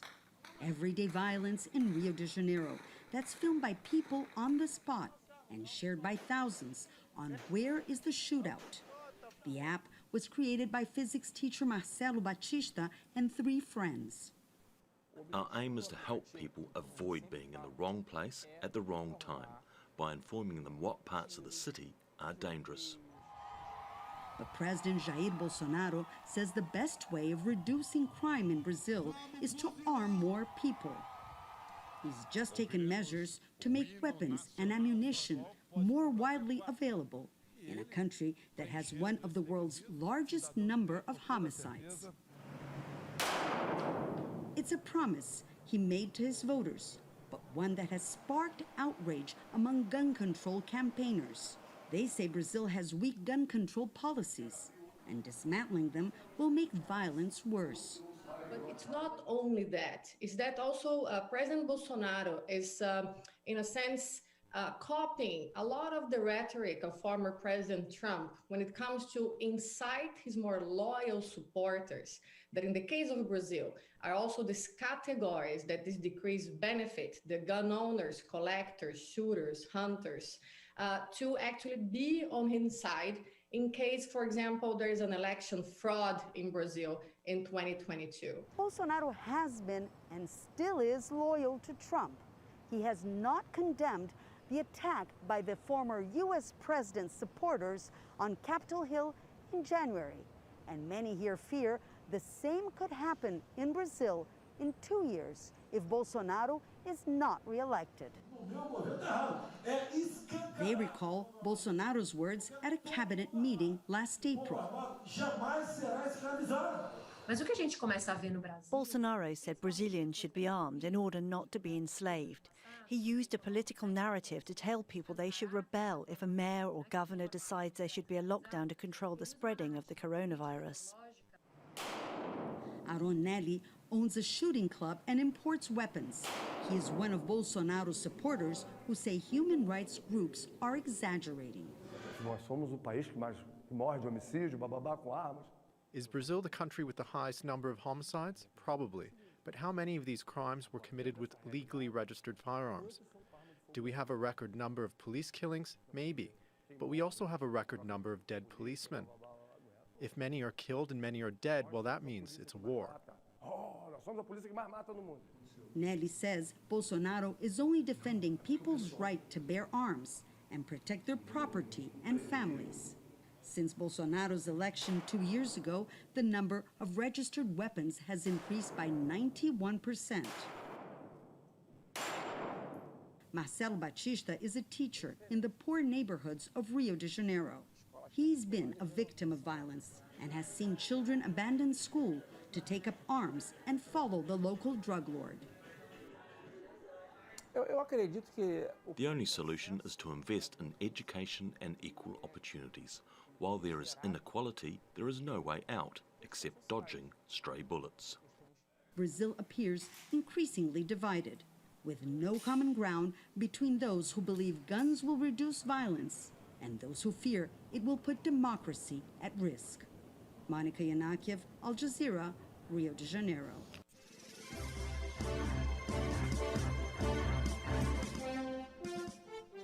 You were listening to the headline news on WINN FM 98.9. Our top stories were: what is social justice in the context of the digital economy and COVID-19? In St. Lucia, former Tourism Minister Lorne Theophilus criticizes the current administration's decision to keep the borders open despite the increased risk of COVID-19 spread. Internationally, G7 leaders urged to boost COVAX support and focus on COVID recovery. Thank you for listening.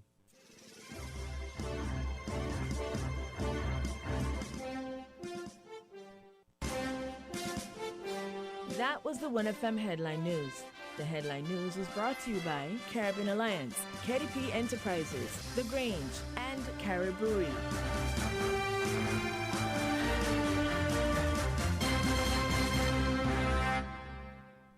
Shipping your cargo shouldn't be a hassle. It can be as easy as a single call to Amerijet International, your worldwide cargo transportation solution.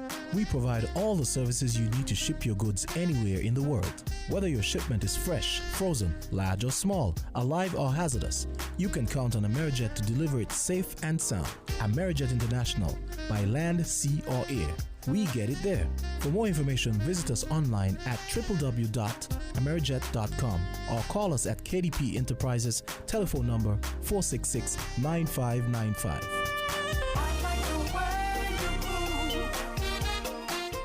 We are faced with tough decisions every day, but choosing the right home or motor insurance shouldn't be one.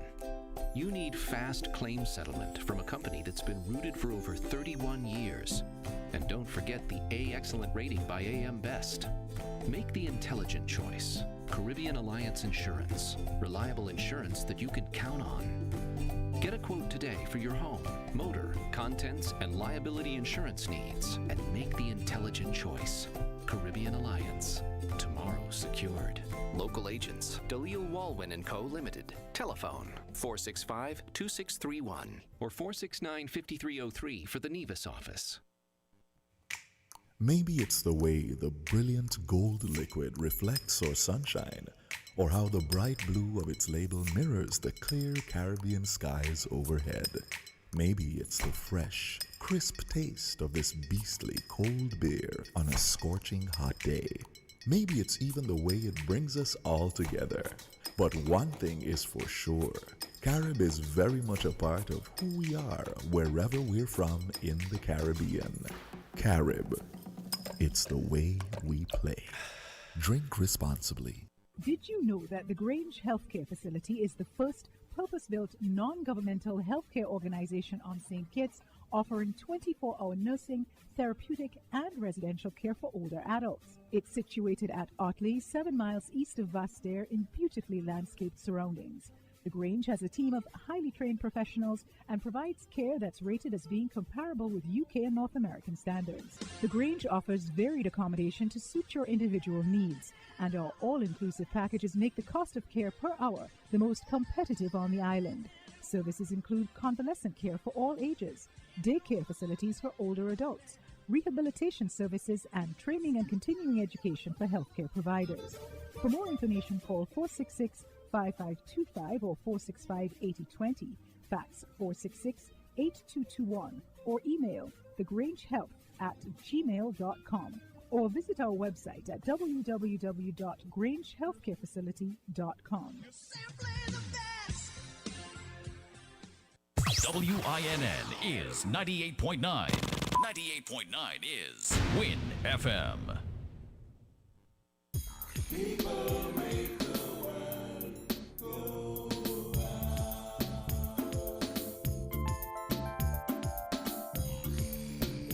At The Cable, we know being local means supporting our own, and our customers deserve the best. Our customers deserve platinum. So now, all customers of The Cable qualify for our new Platinum Loyalty Card. An elite MasterCard experience that lets you support your own like never before. Instantly send money to any Platinum Loyalty member at home or around the world. Shop online or in person anywhere MasterCard is accepted. Save with no interest and 0 annual fees. And the best part? If you're a Cable customer, you are already pre-approved. Just visit the Cable building in Basse-Terre or sign up online at www.thecable.net. Get your Platinum Loyalty Card today because you deserve platinum. Terms and conditions apply.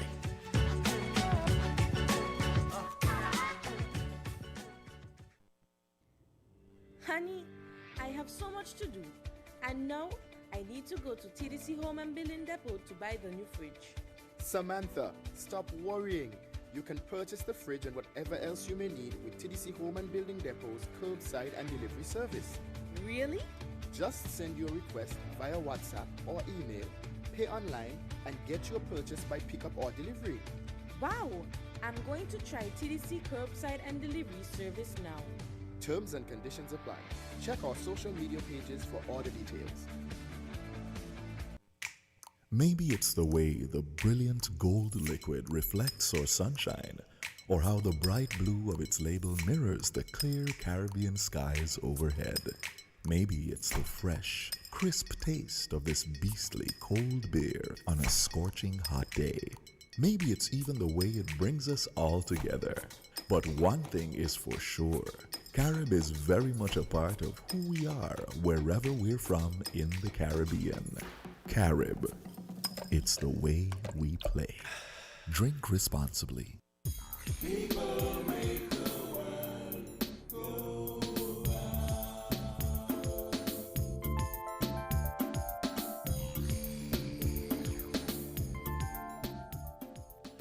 Welcome back to Inside the News.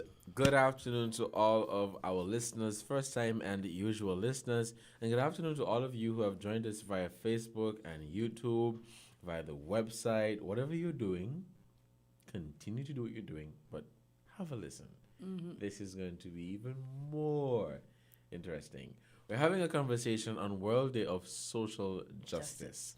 And the theme for this year is centered around digital or the digital economy. And I have Naima here. And we've been talking all morning, and we've been talking about this, talking about that. But it has been very fun, very fruitful, very meaningful, and we are going to continue. So we're looking at the social justice Yes. in the digital economy. Mhm. And as I said before, Naima, justice, social justice, fair and equal in terms of the distribution of wealth And opportunities, access to. right? Mhm. And privileges. So Yes. opportunities and privileges within Yeah. the society. It could be wealth, it could be health, it could be well-being, justice, but always the privileges and opportunities in their society. And it has to reflect people's legal, political, economic, or other circumstances. So even though you think that's never happened to you, maybe that has happened to you. You've had a case of social injustice happen to you in a legal, political, economic, or other circumstance that didn't give you equal access to wealth, health, well-being, justice, privileges, or opportunity, then that means we actually do have social justice issues here in St. Kitts and Nevis, even if they're on a micro, which is like on an individual level, rather than a big macro, or both. Well, Naima, when we before we went for break at 12, we were talking about the non-governmental organizations, the NGOs here in St. Kitts and Nevis, and we were looking at other businesses too that were basically struggling because of the pandemic, and they were struggling to make that shift to the digital world and to, basically adapt to the drastic changes and adapt to the new normal. The new normal. The new normal. Let go of the old familiar. Let it go, people. It's not coming back. They were struggling. Struggling. To Yeah, adapt to the everybody new is normal. struggling, yeah. And it's competing, too, because it's competing resources, right? So even when we think about things like charity, we were talking about how we raise funds for, say, charities. There are charities that are raising a ton of funds, but they were always online. So like a Christian Children's Fund. They were always online collecting money. So now that people, they just continued, they were already in the age. Other charities, just like the businesses, like you were saying, are just trying to catch up. So by the time you catch up and the funds are limited, well, But very interesting point, Naima. There were so many businesses that were already online. Yes. They already transformed to Yes. the Digital. digital world, digital economy. But COVID-19 brought everyone. It's like everybody, Like a quickening. Everybody was over here. For those of you who are watching via Facebook, everybody was over here, and this was They must be the watching me eat my sandwich all this digital time. economy. It was delicious. So good. And COVID was like, hey, he has a whole online platform. He has the WhatsApp, the Facebook, the website, you name it. But before COVID, we were not taking advantage of, and we were not utilizing those opportunities, and some persons were not able to do so, and they were not given the opportunity to do so, and so that is why they're now asking and begging and pleading for a level playing field. Yes. And social justice. Yes. What is your take on that? How do we do it? We have to start some more solutions. So like you were saying, first we have to identify that there is actually a disparity, like you're saying. Obviously there is. Yes. How do we get caught up? Like I was saying, we're a small country. How do we get caught up? How do we do it? First, you have to speak to the people. You have to know what the people's needs are. So we have to talk about what our actual needs are. What is the training you actually need? Is there, what organizations are out there to do that kind of training? Which NGOs are out there to support that kind of training? Is there something coming out of I know that Giselle Matthew is over at the Chamber of Industry and Commerce. I know they have some plans, and they'll be doing some work with some of the NGOs that I work with as well. So I know that what can everybody do as a society? How do we respond to this? So we see there is a need. You talked about education, which is key. Very, very important that we're all on the same level in the digital platform. We talk about work. What do we do to get everybody up to the same par? So we have to look at a country at what our needs are and then seek to address those needs. Instead of just talking all the time about what we don't have, I can't do. Okay, what can we do to help people? So like earlier you said something about the community centers. It'd be great if the community centers get Wi-Fi. How will we follow that up? How will you know if your community center got Wi-Fi? Right. So rather than be like, my thing didn't get nothing, why can't you advocate to say, okay, I see that the community center in let me think of where I want to think of, Bastyr. Sebastia Community Center has Wi-Fi, but we don't have any Wi-Fi at the Keon Community Center. So then you come out and you advocate for your Wi-Fi at the community center and get a little action behind it. Make sure that people know that you're looking out for the rest of your community. Even if you have Wi-Fi in your house, it doesn't mean that you shouldn't then advocate for somebody else to get equal access. Don't think what you have reflects what others have. Well, that's the problem right there, Naima. We have people who think that, well, I have it, so I'm good. Yeah. I have a shirt, so everybody has a shirt. That's what we think. Yes. But before COVID, people would say, I had a job and I'm good. And then they had no job. Yes. So know that today what you have, you might not have tomorrow.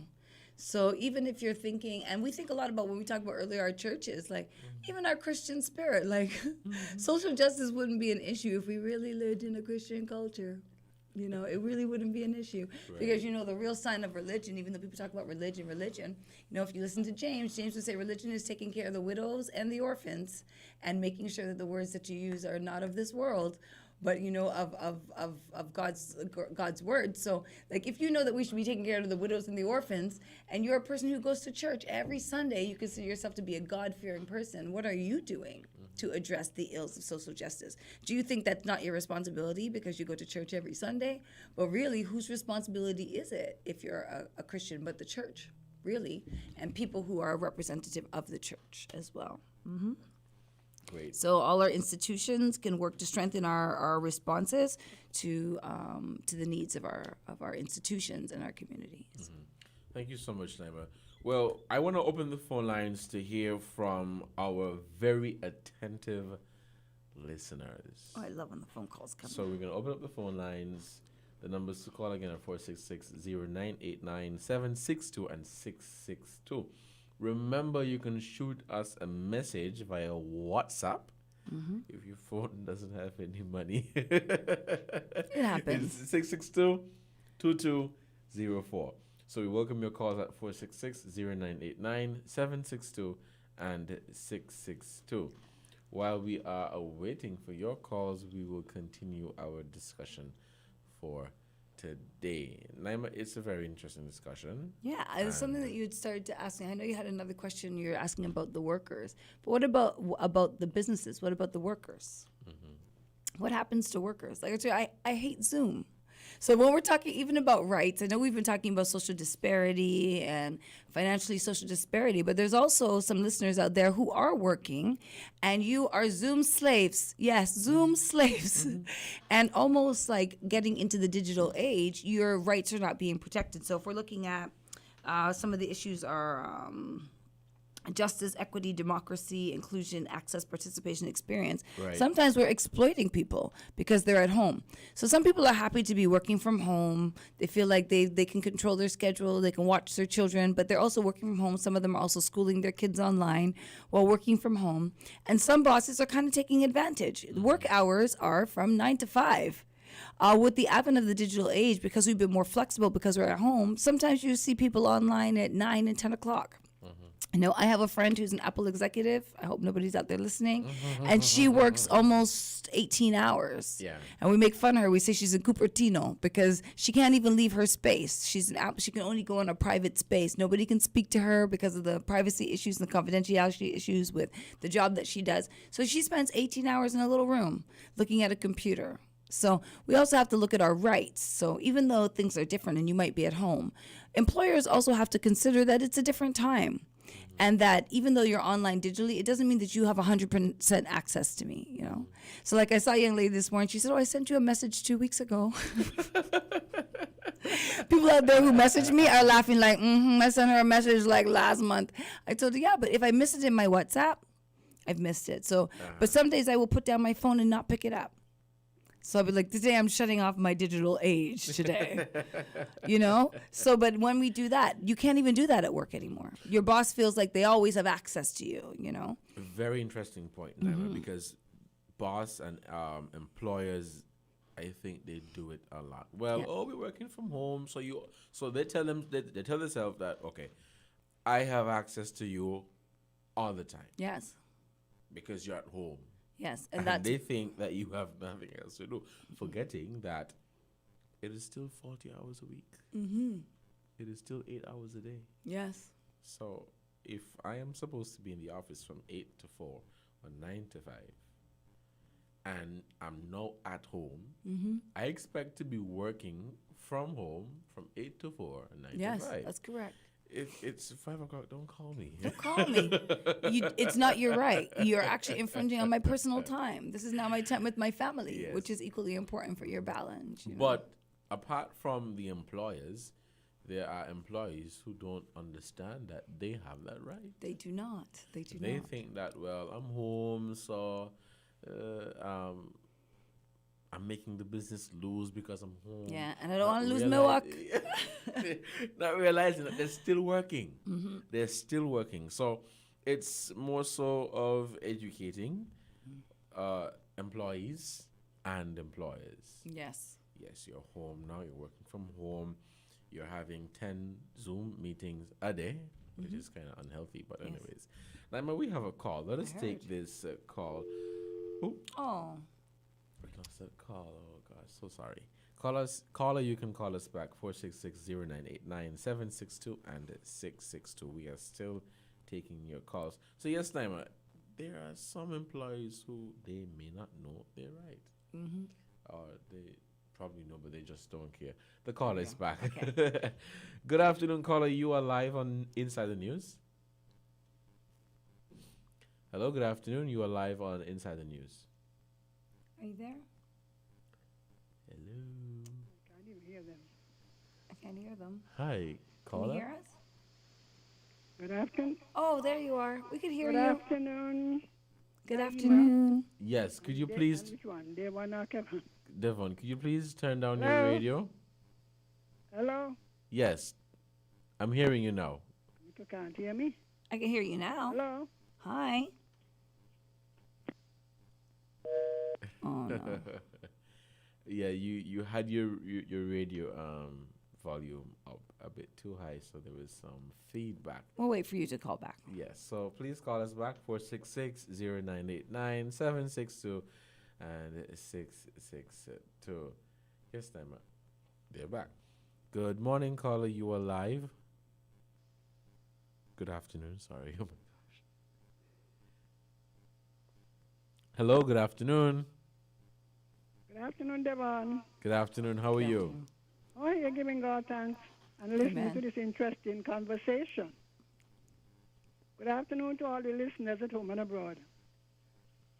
You know, I am glad that Naima brought up the issue of social justice and our response to it. You know, I'm a member of the Association of Persons with Disability. Mm-hmm. And just like the children home, we are having a struggle financially. And you would think that, you know, people know, well, everybody, not everybody, because some people haven't lost their jobs, their income have not decreased, eh? Mm-hmm. But some people find it difficult to show empathy. You know, I always wonder how are the children at the children home getting through, because they were not able to hold so many functions, Mm-hmm. you know, to raise revenue or income, say income. Income. The same thing with us at the Magnet Community Center. Mm-hmm. Because of the corona, we have not been able to hold usual breakfast, you know, help ourselves and raise funds. Yeah. So we are asking the general public and those of you abroad, please assist the Association of Persons with Disability. A $5 could do, a $1 could do, if you think, you know, because you might only have 5. Our number is 465-2151. Now let me get to this. I just want to acknowledge your You know, it is advocacy. I pure really love your exploitation. advocacy this morning. I really love your advocacy for social That's justice. what we're having, you know, I love it. exploitation of workers. And Mhm. why? Why are employers able to get away with it? Because there are so many persons unemployed that could easily replace you. Yeah. So it is used as a threat, Mm-hmm. you know, to take advantage of workers. I mean, I hear some workers say, and I even know of a gentleman, he already has his job, you know. You know your job, tells you what you're supposed to do.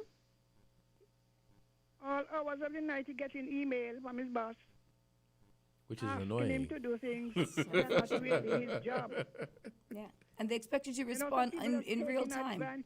Taking advantage, and you are saying, well, they don't know their rights. They know their rights, but they also know unemployment out there. Mm-hmm. And, it is inconsiderate. It was if you have children. Yeah. Children need attention. Especially in this time. Difficult it is to be working at home and the children want some attention, especially if there's nobody to for them to go to. So if you clock out at 5, you're supposed to clock out at 5. Some of them say, well, you don't have to come home, you don't have to go for lunch. You're entitled to your lunch hour. Mm-hmm. I don't think some of them think so. Some people don't even know that. So what would be your recommendation? Unions and whatever, even though people are not your members, I think you should speak up. Mm-hmm. Don't say we don't have the members. Mm-hmm. I mean, even the teachers were protesting, and they had rights, The hours they have to work and whatever. Some civil servants, endless work at home. I mean, there are some who don't do anything. But there are many who are overworked, and the word is exploited. But who will stand up for them? Because you complain, the next man may not stand up for you because he wants your job. So we are in a bind. Are we in a bind, though? Our people think about it. And as I said, I am seeking help and assistance, financial and otherwise, for the Association of Persons with Disability. You can call and talk to Mary Nurse Clark, Tony Mills, Trey Via Douglas, or anybody down there at the McKnight Community Center. And for those at home, when I look at America, as much as we talk about them, they're very generous, They're very generous. You hear of individuals preparing meals and giving to the homeless. We are looking for organizations to do it. Organizations here do that, though. Some do. You can't feed everybody, but you could do something. Mm-hmm. Even to have one. Somebody around you now working. Yeah. It wouldn't kill you to give them some, a little $20 or something. Yeah, and you make a little extra, drop a little food so for their issue child. of social justice is quite interesting. And under the corona, it boiled down to how can we help people who have needs and who have wants. And I would encourage people to assist their children's home. You don't expect them to put the children to bed hungry. Mm-mm. And some of you got some big, let me get to the barrels. Some of you got some big barrels, 2 and 3 and 4 barrels over the Christmas season. Have we thought about sharing? Mm-hmm. Remember, sharing is caring. Sharing All is right, caring. Thank you. Thank you so much. So much. Yes. I love what you just said, because you're saying, well, what are we going to do? But even in what you're saying, what we're going to do, you were doing something. I just learned just from that one phone call. And when we think about social justice, we do talk a lot about a lot of areas, but we actually do not talk very much about our disabled at all.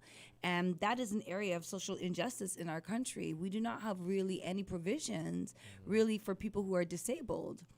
No. Not saying that we don't have like our Cotton Thomas School and there are not things, but on a whole, we don't see great advocacy for disabled people. And in fact, the people doing advocacy for disabled people are people who are in fact themselves disabled. And so I love that you said that 46521. Good day. Good day. It was the former mayor of New York City, David Dinkins. Oh, David Dinkins. Who, when he was pushing for legislation to mandate wheelchair access to new buildings and any buildings that are undergoing major renovation, as well as all commercial buildings, who said there's no such thing as disabled people. What we have are temporarily abled people. Yes. Because we are all in a situation where we start out as toddlers needing to be helped around, and if we live long enough, we get to a stage where we become less abled and need to be helped around again. And so he didn't like the term disabled, but rather preferred the phrase temporarily abled people. Thank you very much. Thank you. And I'm glad that you highlighted that. Mm-hmm. There are buildings that are being constructed around here, and when you look around, there's no Not access. a ramp. No access for people who are differently able. No ramp, nothing. Nothing. And when you Schools ask everywhere. them, I'm like, I heard about this story. I don't know if it's true, but I heard about this story. It's a story where someone was, they were building a facility. Mhm. Let me say a facility. Maybe that's too big of a word to use. And when they were asked to place a ramp there, they were like, I'm not building for disabled people, Wow. which was very sad. It's very sad. But let's take this other call, Naima. Mhm. Good afternoon, caller. You are live on Inside the News. Yeah, get back in. Sorry about this. In terms of building access, it's an utter shame, and I am almost tempted to say disgrace, on our planning authority that the new annex to the courthouse, just around the corner from the offices there, have put a building on a footprint whereby the steps that allow one to access the building leave a sidewalk that is 8 inches wide. I measured it. You measured it. No one can proceed from the Catholic Church to the corner of George Street without stepping off the sidewalk. If you're in a wheelchair, if you're pushing a pram or anything like that. Not just that the building itself, but having placed the building beyond the line of the previous building, they then place the veranda and the access steps onto the sidewalk. If one came down the street from the Catholic Church and needs to enter the same building using their wheelchair ramp, you first have to put the person out into the street and then turn back because the wheelchair ramp is on the southern side of the building. I think that government put this down. Would they have allowed a private company to build a building and take up the sidewalk so there's 8 inches left for people to walk? Shame on the planning board. Shame on the public works department who, according to Billboard, designed, had everything to do with the building except the contractor. The contractor did what they requested, I presume. And so if we cannot, something as simple as a place to go and get justice, get easy access to it, what should we expect elsewhere? I hope I've said enough for the day. Thank you. You were so insightful. Yes, thank you so much. And just to add to that, Naima, He offered a solution. I just want to point out that gentleman, I don't know who you are, but that not only did you know, I'm sorry? Mr. Warner. Mr. Warner, that you noted there was an issue and you offered a solution. And I think that that's something that we have to be doing more often. Thank you for your advocacy. And to add to that, I noticed the same thing. It's like, okay, this is not, I can't even find a word to describe it. And I'm not sure how many persons realized or how many persons would speak about it. But these little things, or let me not say little things, but these things, they are a part of the issue of social justice. Yes, they are. Because you think you have a right to walk up a set of stairs, but if you can't walk up a set of stairs, does somebody not have a right to get into that same building because there's no way for them to get in? It's such a simple, and you're right, it seems like a small thing, but it's really a big thing. It is. Very interesting conversation. It is now 1 o'clock here in our studios at WINN FM. I think Naima probably would have to leave, but we're going to wrap up with Naima. And if we have any more calls, we'll be taking your calls. But Naima, you would want to... Yeah, I wanted to just end just by talking about some areas of social justice that maybe we haven't thought of today, like voting rights, climate justice, healthcare. We talked a little bit about the income gap in a way.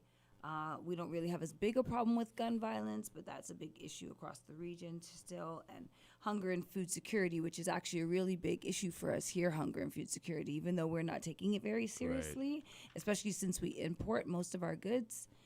So that's also important. So Those are other areas. But as you heard the callers call in, we have even simpler areas in just physical infrastructure. We have issues in social injustice just in physical infrastructure, the way that a building is built. So it can be a great big thing like climate justice, or a smaller, we have another caller, or a smaller thing like, or what you think is a smaller thing, or a micro. That's a micro and a macro. So the micro thing, which is like physical access to a building. Go ahead. Let us take this call. Good afternoon, caller. You are live on Inside the News. Hi. Hi, good afternoon. You are live. Good afternoon. Good afternoon. Hi, Naima. Good afternoon. Good afternoon. And the fact that you just said infrastructure. We do these kind of things without any consideration for the disabled and them kind of things. Mm-hmm. But, some infrastructure built in St Kitts and Nevis, and they neglect the fact that, you build it for some people to use. For instance, the East Bus Terminal. And I have a problem with this kind of infrastructure. Okay. That we're going to educate the people for doing disability things. But yet still, the people them who are able to do things don't want to help themselves to do these kind of things. And that's a big problem in our country. That you have a terminal, cannot operate as a terminal because you have people doing as they like because they're able. But yet still, the ones them who they cater for is the one who are able but still playing disability. How we can advocate for these things to happen when we are the one who able, still catering for the one who able, and not thinking about the one who with disability. Naimia, I would like for you to answer the question for me, please. Well, because I'm an advocate. I'm going to say it begins with one of my solutions. I would like to hear how the terminals can't operate in St Kitts and Nevis because of the fact you have an east terminal, you have a west terminal, and people can run all over in St Kitts and Nevis because they are able, but they cater for the elderly. But you don't see elderly in the buses. You don't see elderly jumping out on anywhere on the road. So, Naima, please to answer me the question. I don't know a lot about the stations, but I can answer the question by saying that we have to examine our own beliefs and habits. So like what you're saying is right. Abled people are not really thinking about disabled people. It's almost a self-centeredness that we have. I think I did another show on here. We talked about love, and we said we all have this kind of selfish love. We don't think about others so much as ourselves, but we have to examine our own beliefs and our own habits, and we have to look at the things that we learned in terms, even as children, some things that we just know we've always done, and even look at those things and say maybe we should be doing those differently. Things that we have, things of exclusion. So when you're able, you're not thinking of others, but you don't think when you're not thinking of others that you're excluding them from a right you have because it's a personal selfishness. So I think that actually comes from us examining our own beliefs and our own actions and our own behaviors and saying, is this right? And even looking at your own family. Don't you have a grandmother? You don't have a mother? You don't have anybody in your family who needs this access? And these two things, I think you're trying to say that the bus stations are there, but people just choose to jump out anywhere in the street and it makes it unsafe. I'm not sure if that's what you're saying, but we do have to make everything accessible for people, and we ourselves individually. I know we always want to point out what everybody else should do, but we ourselves individually have to each do our part. So even if you see an elderly person struggling, you could do your part to help that person get into the bus and to show kindness. It never hurts. Kindness is free. So I think it's a time for us to look at our own beliefs and see a world bigger than ourselves. So I think it just starts with us. That's the only answer I can give you. But as the theme is social justice in the digital economy, not just persons who are differently abled not being given access to buildings and facilities, but there are some businesses that would make that transformation and they forget persons who are differently able. So what happens if you put all your stuff on a website and a person is blind? Exactly. How would they see anything on your website? And we don't really have anything. I remember the ACF sponsored a Braille project once, and we were so shocked when it even came to us. Like, it never occurred to us, well, what about what's going on for people who are blind? What reading materials do they have? If you can't read or use a Braille machine, how are you communicating? But we never considered, and we've always had blind people in our society, you know? So it's just us thinking outside of ourselves and looking at the needs of others. And that requires a whole shift in our cultural values and attitudes, because we tend to be very self-centered about the way we see things, or if it's not affecting me. Right, and that's the problem right there. People are very self-centered and thinking about themselves and not thinking about the bigger picture, because there will be businesses or people would know that this is the issue. You do have persons who are visually impaired. You do have persons who may be deaf or whatever, but they just won't try to accommodate them. And in most cases, I believe, they are the ones that would want to support the business more than persons who are abled. But temporarily abled, as a gentleman said, because you don't know what could happen to you in life. That you might be a person who at one point you're here today and temporarily disabled another day. We had a caller who said that on a previous program. Yes. You could be here today, you're good, you're normal, and then by next hour you're just you have a whole new need that isn't provided for in the society, and something that you take for granted. It's only at that point when you realize that there needs to be social justice for you, you know. But we're winding down. It's 7 minutes past the hour of 1, and it's a very interesting conversation. That's and really we're good. taking, I love the callers. Yes, me too. I'm taking. Oh, we lost that call. Oh my gosh. Oh no, we sorry. We jinxed. Did we jinx that? They're back. They're Here back. we go. Ha. Good afternoon, caller. You are live on Inside the News. Hello. Hi, good afternoon. You're live.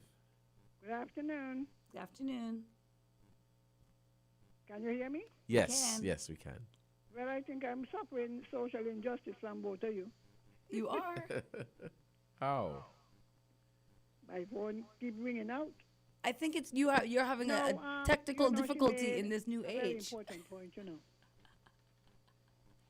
In terms of not only access, I recall when we had the lockdown and they were giving devices. I asked the minister, have you considered giving devices to, and the word is differently abled. That's correct. That's a politically correct term, eh? I did use it, differently abled. I asked, did you procure any devices for people with disabilities? And the answer was no. Now, if you may say, oh, they can, many of them can do a lot of stuff. And even me, everybody don't get blind or born blind. I became blind 2 years ago. And I am having a time of my life getting someone to teach Braille on a consistent basis. We have had the pastor, Archdeacon Philip's wife, just come to the center, you know, Eleanor Philip, and give him some classes. I work with her. She's wonderful. But, she does you know what I mean? assessments. Nothing consistent. There are many people who get blind in their young age, not children. And then you go into the internet, blind people going to university, colleges, schools, and we are not ready for it. And we're not ready, no. When you have the children at the Cotton Thomas, they may advance to a certain level, but are they equipped? Are we giving them the same opportunities? You know, social injustice. And when it comes to transport, there is total lack of respect and pure injustice in the transportation business in St. Kitts. The problem the man brought up was one of exploitation, in that the buses are required to go into the East Bus Station, but there are some bus drivers who exploiters, call them exploiters, who pretend, well, we can't come in here because we're going downtown to pick up the elderlies, and in the process, fill up the buses with the able ones. So that those who are in the bus station waiting for the passengers are deprived of our livelihood. I understand You see now what I what mean? the problem is. Yes. That's They're terrible. exploiting. So now I understand why you use But such to strong me, language. The problem is the police. It is a Because disgrace. they should enforce it. If you are to go into the East Bus Station, if you choose to pick up anybody in downtown in Bastille, they should be put off in the bus station. That is how it should be. In other countries, that's how it is, you know. Yeah. You know, I remember I went to Grenada in You take them, so 2017. you want to pick them up in town, they must come off at the bus station and take a bus. Thank you. That would have less conflict. Yes. Okay, that's a good I'm solution. saying again to the persons, some people have skill. I heard Naima say that they had a braille thing, a braille training. I have been trying to teach myself. I got the beginning with Miss thing, but I have been home now for almost a year. Oh, you know, we have some braille machines that we Almost a year. purchased for I have had the to use my Society own for the funds Blind. to buy software so I can use my laptop. There should be some allocation made for persons with different disabilities to get their software and the devices subsidized. Absolutely. And we don't even talk about access to buildings. We have marched, wheelchair, we have protested, and all we get are platitudes. The only one we got was government headquarters when they put in the lift. So give them some credit there. We have spoken to the building board. Have gotten some old flimsy platitude because they keep on building buildings, keep on allowing buildings to be built that offer no access. And the worst thing, you're talking about justice. How can you get access to justice when you cannot get into any of the police stations? It's the truth. You can't, if you live in Bastille, where are you going to do? Oh, boy. That's a You great can't, point. you step. Wheelchair can't go up there, and some of our people cannot even raise their legs high enough. I didn't even Courthouse. realize I didn't even think Well, about I'm that. glad to hear that there's some access to the new one they're building. But What ab- until then, they What have about no the access. stoplights in the sidewalk? And if Yeah. they had some devices, Does some it of them beep? have phones, eh? Some of And the I hope, younger ones have we were phones. just saying, we hope that these But there are stoplights others too, who that there's cannot going to be a afford the beeping. devices. I don't think I've ever even heard a beep at the And to stoplight. me, some things should be made, some allowances should be made to get the people better acquainted how to use the internet, how to use, run courses. And who do you think should run those courses? Training courses. There are some for the younger ones, but there are too many disabled adults out there just sitting down. Maybe they listen to the radio and listen to the television or watch the television. That's it. Better need to be done. So that is injustice, and I want to encourage Naima to join in the advocacy. Our group, the Association of Persons with Disability, we are actively doing advocacy. All right then. Wonderful. Thank you so much for your input. It is 40 minutes away past the hour of 1, and we're continuing our program today on Inside the News. World Day of Social Justice. World Day of Oh, we have another call. Oh, we do. You guys really mean I'm not to go anywhere today. It's okay. Good I afternoon, understand. caller. You are live on our program. Yes, surprised that I feel like I'm culture. I feel like I'm, like an advocate. I would like to thank Miss Henry. Yeah. Advocating for the fact that even though we are bus drivers, we need to get ourselves in line. Naima? Yes? Please, I would like to have a conversation with you face on face. Oh, I would love that. Because when I saw you before, I saw you like a swimsuit model. And I am not a pervert. Okay. Now that you're over it and you can see me as a social justice advocate, And do the French thing and all this kind of stuff. Really. And I can't hear you. We can't hear you. 1 second. Repeat again. We didn't hear what you just said. Uh-huh. Yes? Uh-huh.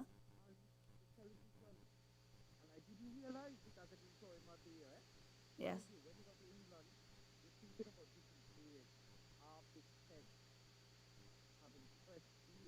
Mm-hmm.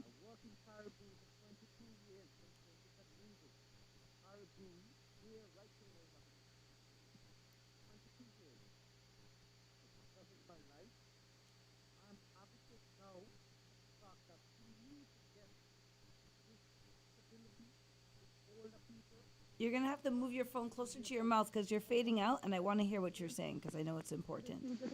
Perfect. In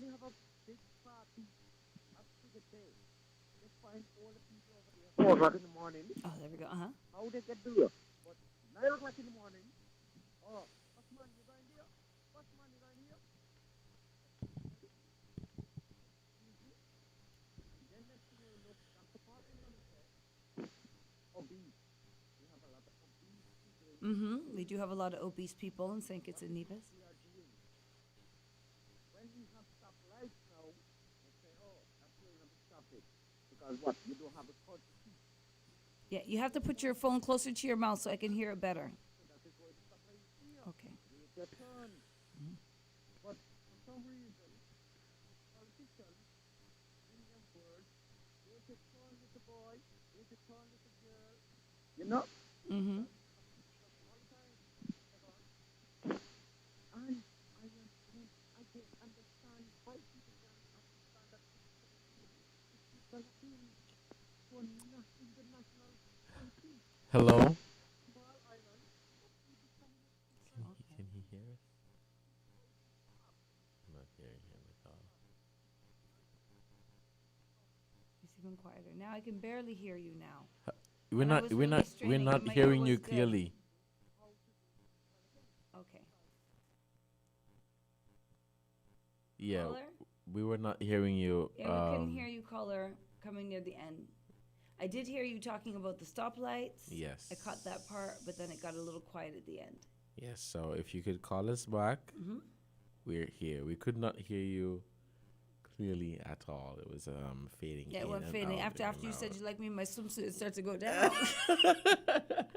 But I know that you were speaking some. I know I heard you talking about the elderly, and I heard him talking Yes. also about the lights. Yes, yes, And that when we put these things in, that we should be considering this. Yes, but I mean, that too came to my attention. There are the stoplights are literally on and in the sidewalk. Yes.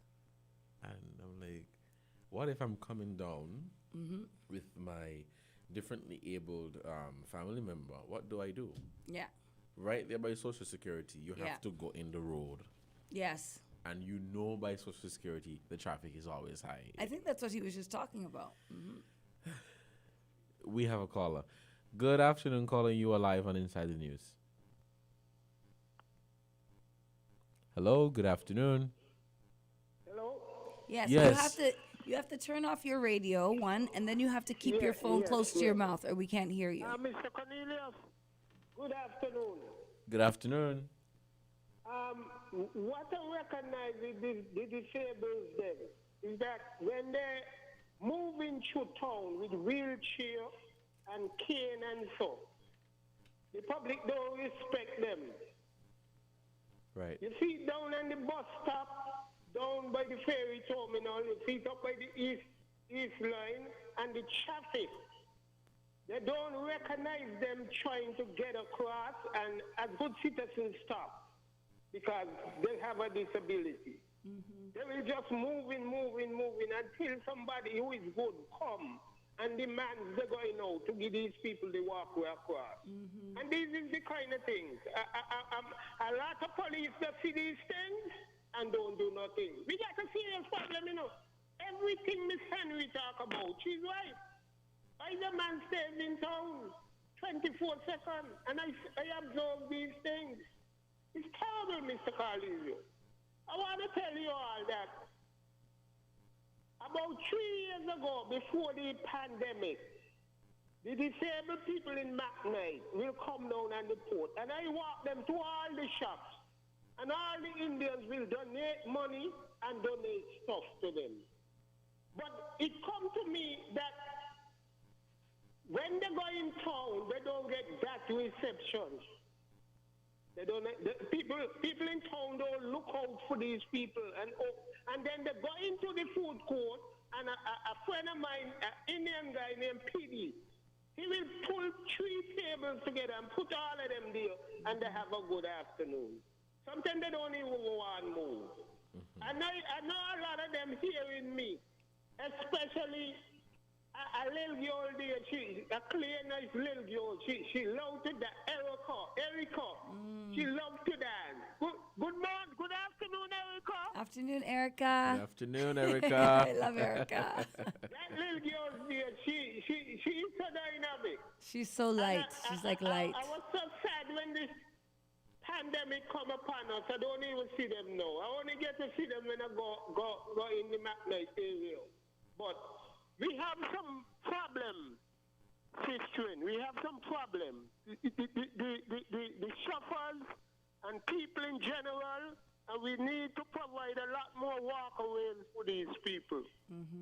I don't hope the age is listening, because when these people got to attend court, the steps them is terrible for them. And they got to do the necessary thing to accommodate these people. Have a good day, everybody. You too. Have a wonderful Saturday. Have a blessed day. A super Saturday. World Day of Social Justice. Yeah. World Day of Social Justice. That is what we're talking about here on WINN FM 98.9 for another edition of Inside the News. Naima, you want to? Alrighty. I guess we're concluding. We better start concluding or we'll be here till 2:30. Yeah, so I just want to leave, as I was suggesting earlier, I love the calls that came in and the suggestions and the advocacy. That's advocacy. Yes. So we know that we have advocates out there. So let's start there with people starting in advocacy. I know we're not used to working, everybody, some people are in the country, but working around social justice issues. But that's a great way to start in advocacy. But I want to give a few other suggestions. In others, we train social workers. Here, our social workers mostly work in schools and in communities helping families with family issues. But social workers and civic society organizations can help to address and advocate for big and small issues in our communities. So, you know, even if you're a social worker, you work in an area that deals with social issues, or you work with a charity or an NGO or a CBO, like, say, Rotary, or a Teacher Boy, an ACF, a children's home. All these organizations, you need to work and advocate for big and small issues in our community, just as our callers were just advocating, just individuals, and their voices are powerful, okay? As I said to him before, examining our own beliefs and habits, things we learned as children are intolerance. We have a lot of intolerance, too. We feel some people deserve things over others. Some people deserve rights, but they don't.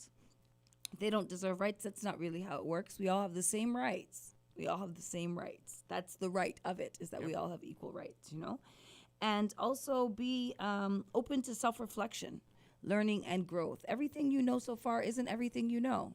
People who think they know everything actually know very little. So, you know, this is a great time, especially during COVID, for self-reflection and growth, and see ways that you can be helping in your community.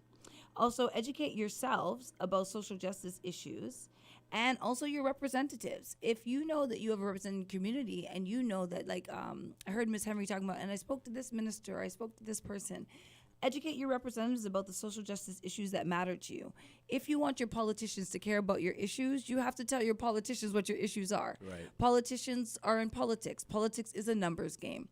If enough people say, I care about this issue, then your politician will care about that issue. So when you want to see a shift in an issue, you need to advocate to your local representatives, your constituency representatives, or your local minister that would represent you, they would know that these are your needs and these are your interests, because that is what your representatives do. They represent your interests. So if you feel like our representatives are not representing our interests, maybe we are not making it clear to them that these are the issues that we care about either. So we need to be clear in that.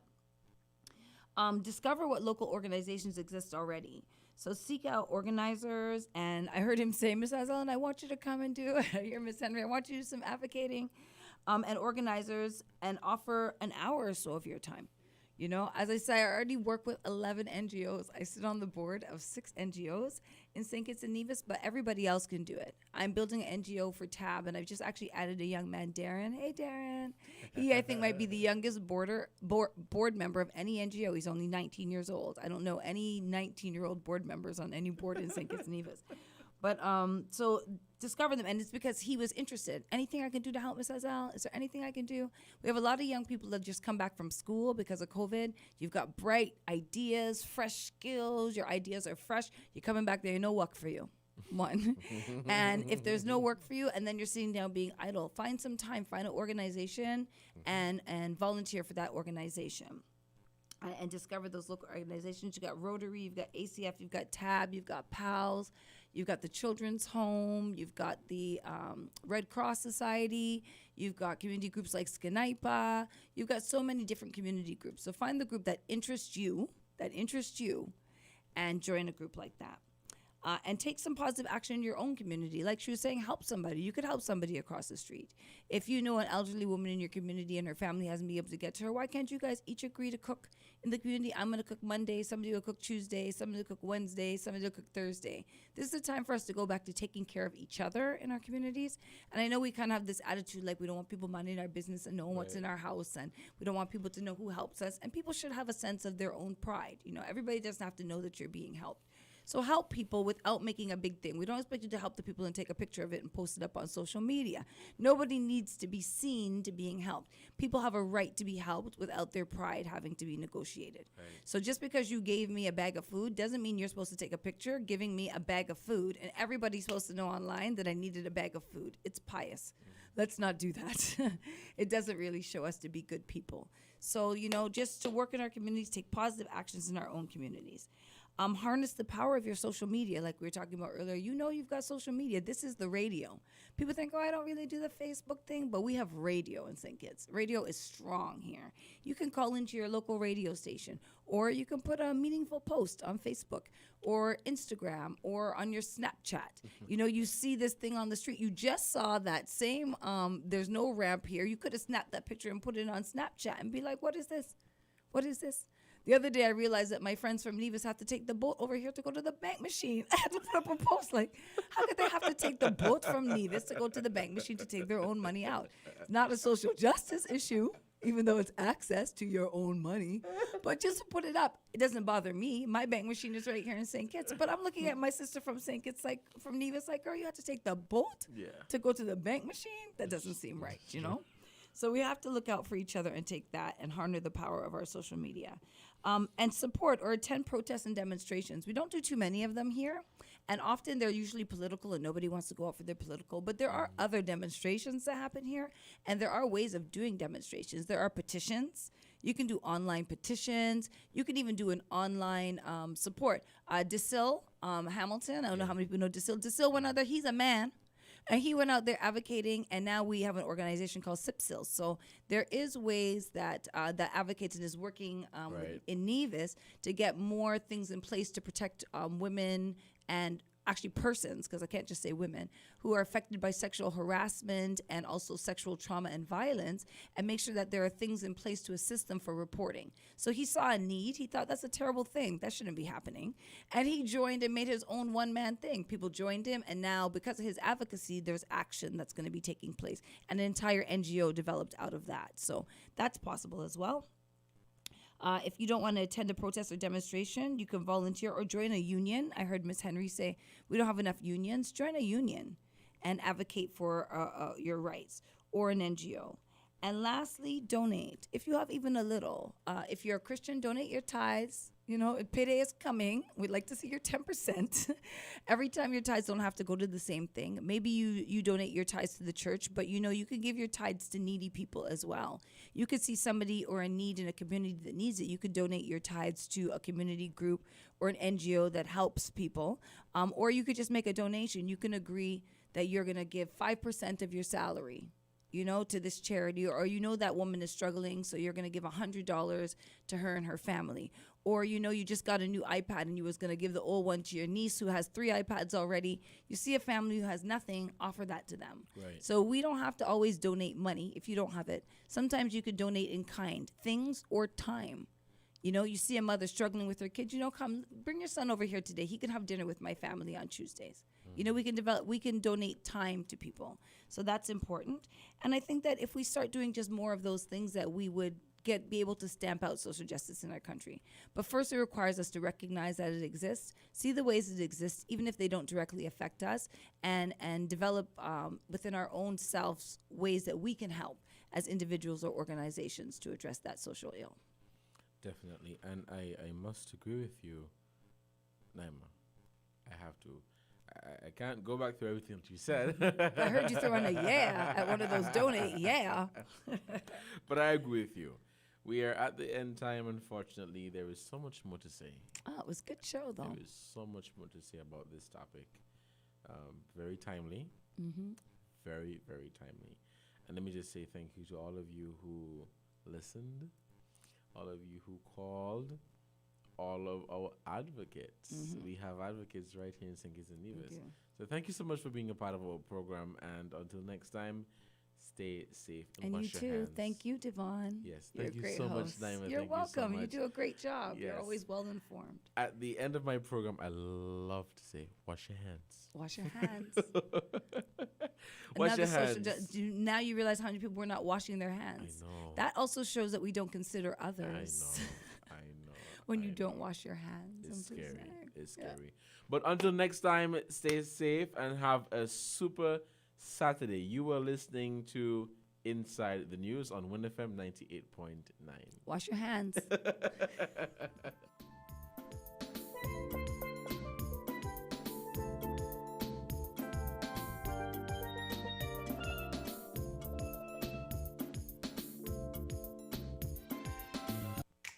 Maybe it's the way the brilliant gold liquid reflects our sunshine, or how the bright blue of its label mirrors the clear Caribbean skies overhead.